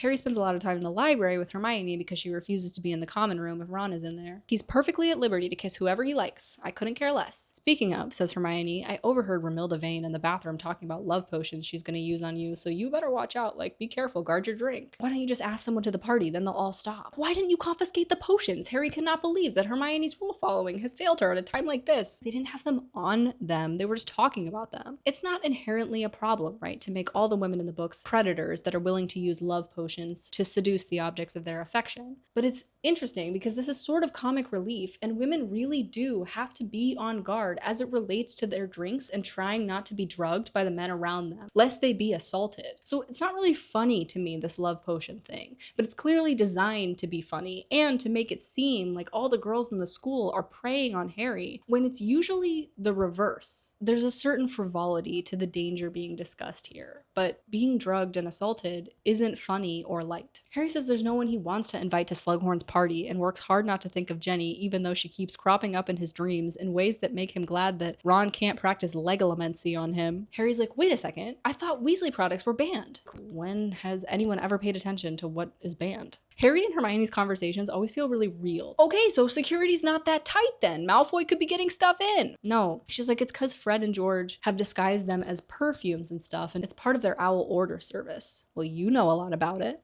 I don't go around putting potions in people's drinks or pretending to, which is just as bad, by the way. Anyway, love potions aren't dark and dangerous, so they wouldn't be detected by the security. Easy for you to say, says Harry. They get kicked out of the library at 7 p.m. by Madam Pinch, and she sees Harry's Half-Blood Prince book all marked up and freaks out. She's like, what have you been doing to that book, you depraved boy? He's like, it's mine, not the library's. And honestly, I have to agree. I write in my books. I crack a spine. Obviously, food is a no-go, but if there's a coffee ring in a book, I'm comfortable with it, especially if it's like circling something important. I'm just saying, that's just my personal philosophy. Despoiled, desecrated, befouled. Leaving the library, Harry makes a crack about how Madam Pinch and Filch might be together, and Hermione's like, oh, ha, ha. And Romilda Vane approaches Harry just when they're about to go into the Gryffindor common room. Hi, Harry. Fancy a gilly water? He's like, oh, I'm not partial to the stuff, no thanks. Okay, we'll take these anyway. They're chocolate cauldrons. They've got fire whiskey in them. My gran sent them, but I don't like them. Right, thanks. Bye. Told you. Sooner you ask someone, the sooner they'll leave you alone. Walking through the portrait hole, they run into Lavender and Ron intertwined. Well, good night, Harry, she says, even though it's only 7 o'clock and she walks away. Harry's really looking forward to Christmas break, the holiday, because it will mean that Ron and Hermione, maybe some space will help them get over it. In Transfiguration the next day, though, Ron does an impression of Hermione jumping up and down to answer a question, which is interesting because in the previous book, Malfoy did the exact same thing. Ron does this impression for Lavender and Parvati, and they both laugh a lot, and it looks like Hermione is near tears. This is supposed to be her best friend. Awful, that sucks. When class is over, she races out of the classroom and leaves her things behind, and Harry decides to help her, so he scoops her stuff up and follows her out. When he finds her, she's with Luna. Oh, hello, Harry. Did you know that one of your eyebrows is yellow? Hi, Luna. Hermione, here's your stuff. She's like, thanks, and then is off. Luna says she thought it was Moaning Myrtle crying in the bathroom, but apparently Hermione was crying because of Ron. She's noticed that he can be quite funny, but also quite cruel when he wants to be. And Harry observes that Luna's doing that thing where she names uncomfortable truths. Harry's like, have you had a good term, Luna? And she's like, oh, sure. A bit lonely without the DA, but Jenny's been really nice. Harry's like, hey, do you want to come to Slughorn's party with me? It's tonight. I mean, just as friends. I would love to go to a party with you as friends. Luna's like, hell yes, a friend. Nobody's ever asked me to a party before as a friend. Was that why you dyed your eyebrow? Should I do mine? No, I'm gonna have Hermione set it right. Peeves has floated by at that moment and makes fun of Potty and Looney and how they're in love or whatever. Ron is shocked when he finds out that Harry asked Luna to go to the party. Why'd you choose Looney Lovegood? Don't call her that, Ron, says Jenny, which is good character growth because Jenny called her Looney in Order of the Phoenix at the beginning of the book. I'm really glad you're taking her. She's so excited. And Harry's like, yeah. And he's like kind of bummed that Jenny's like glad that he has a date. At dinner, Ron is glancing at Hermione. Harry's like, you could just say sorry. Well, she should say sorry for laughing at me. Parvati seems to feel guilty though, and her and Hermione put on a little performance that looks something like this. Oh, hey, Hermione. Hey, Parvati. Are you going to Slughorn's party tonight? Harry's like, girls are so weird. No invite, but you're going, right? Yeah, with Cormac. Ron had been like making out with Lavender and he like unsucks from her face and twists around. Parvati's like, wow, first Crumb and now Cormac? You like your Quidditch players. I like really good Quidditch players. Anyway, see you. And she walks off and Lavender and Parvati put their heads together to talk about everything they have ever learned about Cormac McLaggen. And Harry is left to ponder the depths that girls will go to get revenge. What's interesting to me is that Harry interprets what Hermione is doing as a lot worse than what Ron is doing with Lavender to Hermione. And I think that's an interesting take because I do think that Ron is making out with Lavender, perhaps because he likes it, but also as a form of vengeance because he knows Hermione has made out with international Quidditch player, renowned world star, Victor Crumb. So I think he's maybe like trying to get practice. I don't know what he's doing, but I don't think what Hermione has done is any worse, especially if it's like, has Ron approached her to be like, hey, are we going to the party tonight? Like you invited me. No. Harry meets Luna for the party and she's wearing these silver robes that apparently elicit laughter from other people around, but Harry says she looks really nice. They're walking to the party and Harry's like, I heard there's a vampire coming. Rufus Scrimgeour? No. The Minister of Magic? Yeah, he's a vampire, says Luna, and Harry thinks that's unlikely, but he's like, whatever. You guys are gonna be so proud of Harry and his party behavior. It's a real notch up from the Yule Ball situation. They get to Slughorn's office and Harry just does not let go of Luna. Magical trickery makes Slughorn's office look a lot bigger than it usually is, and the whole thing is decorated quite ornately. House elves are navigating the forest of knees and they have like trays on their heads, so it kind of looks like these rotating tables are like floating through all the people. Slughorn finds Harry immediately and drags him, and Harry grabs Luna's arm and drags her. Luna is not going to be abandoned at this party to meet an old student that wrote the memoir about the vampire, Sanguini. This came out in 2005, and weirdly enough, it came out like 4 months before Twilight came out. So Twilight has nothing to do with this random vampire being in here that's never mentioned again. It's just kind of interesting. The memoir writer is delighted to meet Harry Potter and offers to write his story, says the public is just dying for more information. Harry's like, no thanks. Just as modest as Horace described, he has to chastise the vampire for looking at one of the girls rather hungrily. Harry grabs Luna and pulls her toward where he just glimpsed Hermione. Harry, thank goodness. What's happened to you? Hermione looks disheveled, like she's just fought her way out of Devil's Snare. I've just escaped Cormac under the mistletoe. So Cormac's just been like what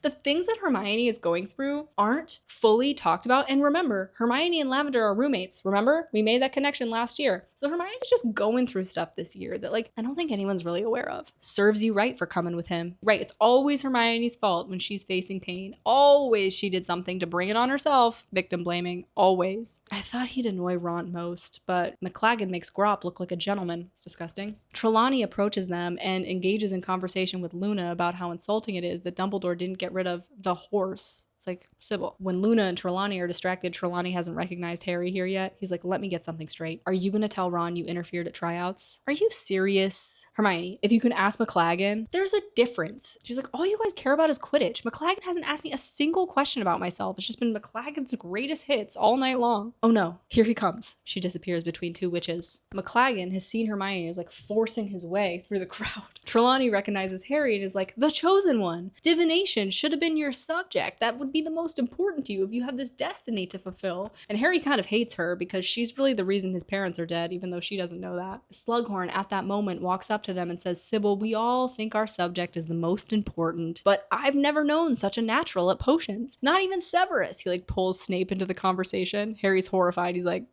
guess who I'm not gonna fool with that? I was just talking about Harry's exceptional potion making ability. Some credit must go to you. Funny, I never had the impression I managed to teach Potter anything at all. All natural ability then, says Slughorn. You should have seen the first lesson. Draught of living death. Not even you, Severus, came in that first day. Really? Harry's like, shit. They talk about how it's Harry's ambition to become an Auror, and Snape kind of teases him about that. And Luna's like, Harry, I don't think you should become an Auror. They're part of the Rotfang conspiracy, working to bring the ministry down from within, with gum disease. At the same time, Draco Malfoy is dragged into the party by Filch, and Trelawney engages Luna. Professor Slughorn, I found this boy. Did you issue him an invitation? All right, I was crashing. Are you happy? No. Didn't the headmaster say nighttime prowling is out? It's Christmas, says Slughorn. It's just a party. Just this once. You may stay. Filch is really disappointed. Malfoy looks equally so, says Harry. Snape is looking at Malfoy with something like anger and maybe fear in his eyes. Malfoy thanks Slughorn for his generosity. Slughorn's like, it's all right. I did know your grandfather after all. He always spoke so highly of you, sir. Harry thinks Malfoy looks sick. Dark shadows are under his eyes and there's this grayish tinge to his skin. Snape asks Draco for a word. Oh, Severus, don't be too hard on him. As he is in my house, I will decide exactly how hard or not to be with this student. They leave and Harry's like, Luna, I'm going to the bathroom. And he grabs his cloak that he has on him at all times because Dumbledore asked him to, and he follows them. Luna doesn't really mind because she's in a serious conversation with Trelawney about the Rotfang conspiracy thing. Harry throws his cloak over himself and he follows Snape and Malfoy. Cannot afford to make mistakes like this, Draco. You are suspected of having a hand in it. For the last time, I didn't do it. The Bell Girl must have an enemy no one knows about. Don't look at me like that. Snape says Draco has been learning occlumency. What are you concealing from your master? I'm not trying to conceal anything from him. I'm trying to conceal it from you so you don't butt in. Harry cannot believe that Draco is speaking this way to Snape because usually he treats him with respect and admiration. Why are you avoiding me? If anyone else had failed to come to my office when I'd ordered them to, when I told them repeatedly, then put me in detention. Tell Dumbledore.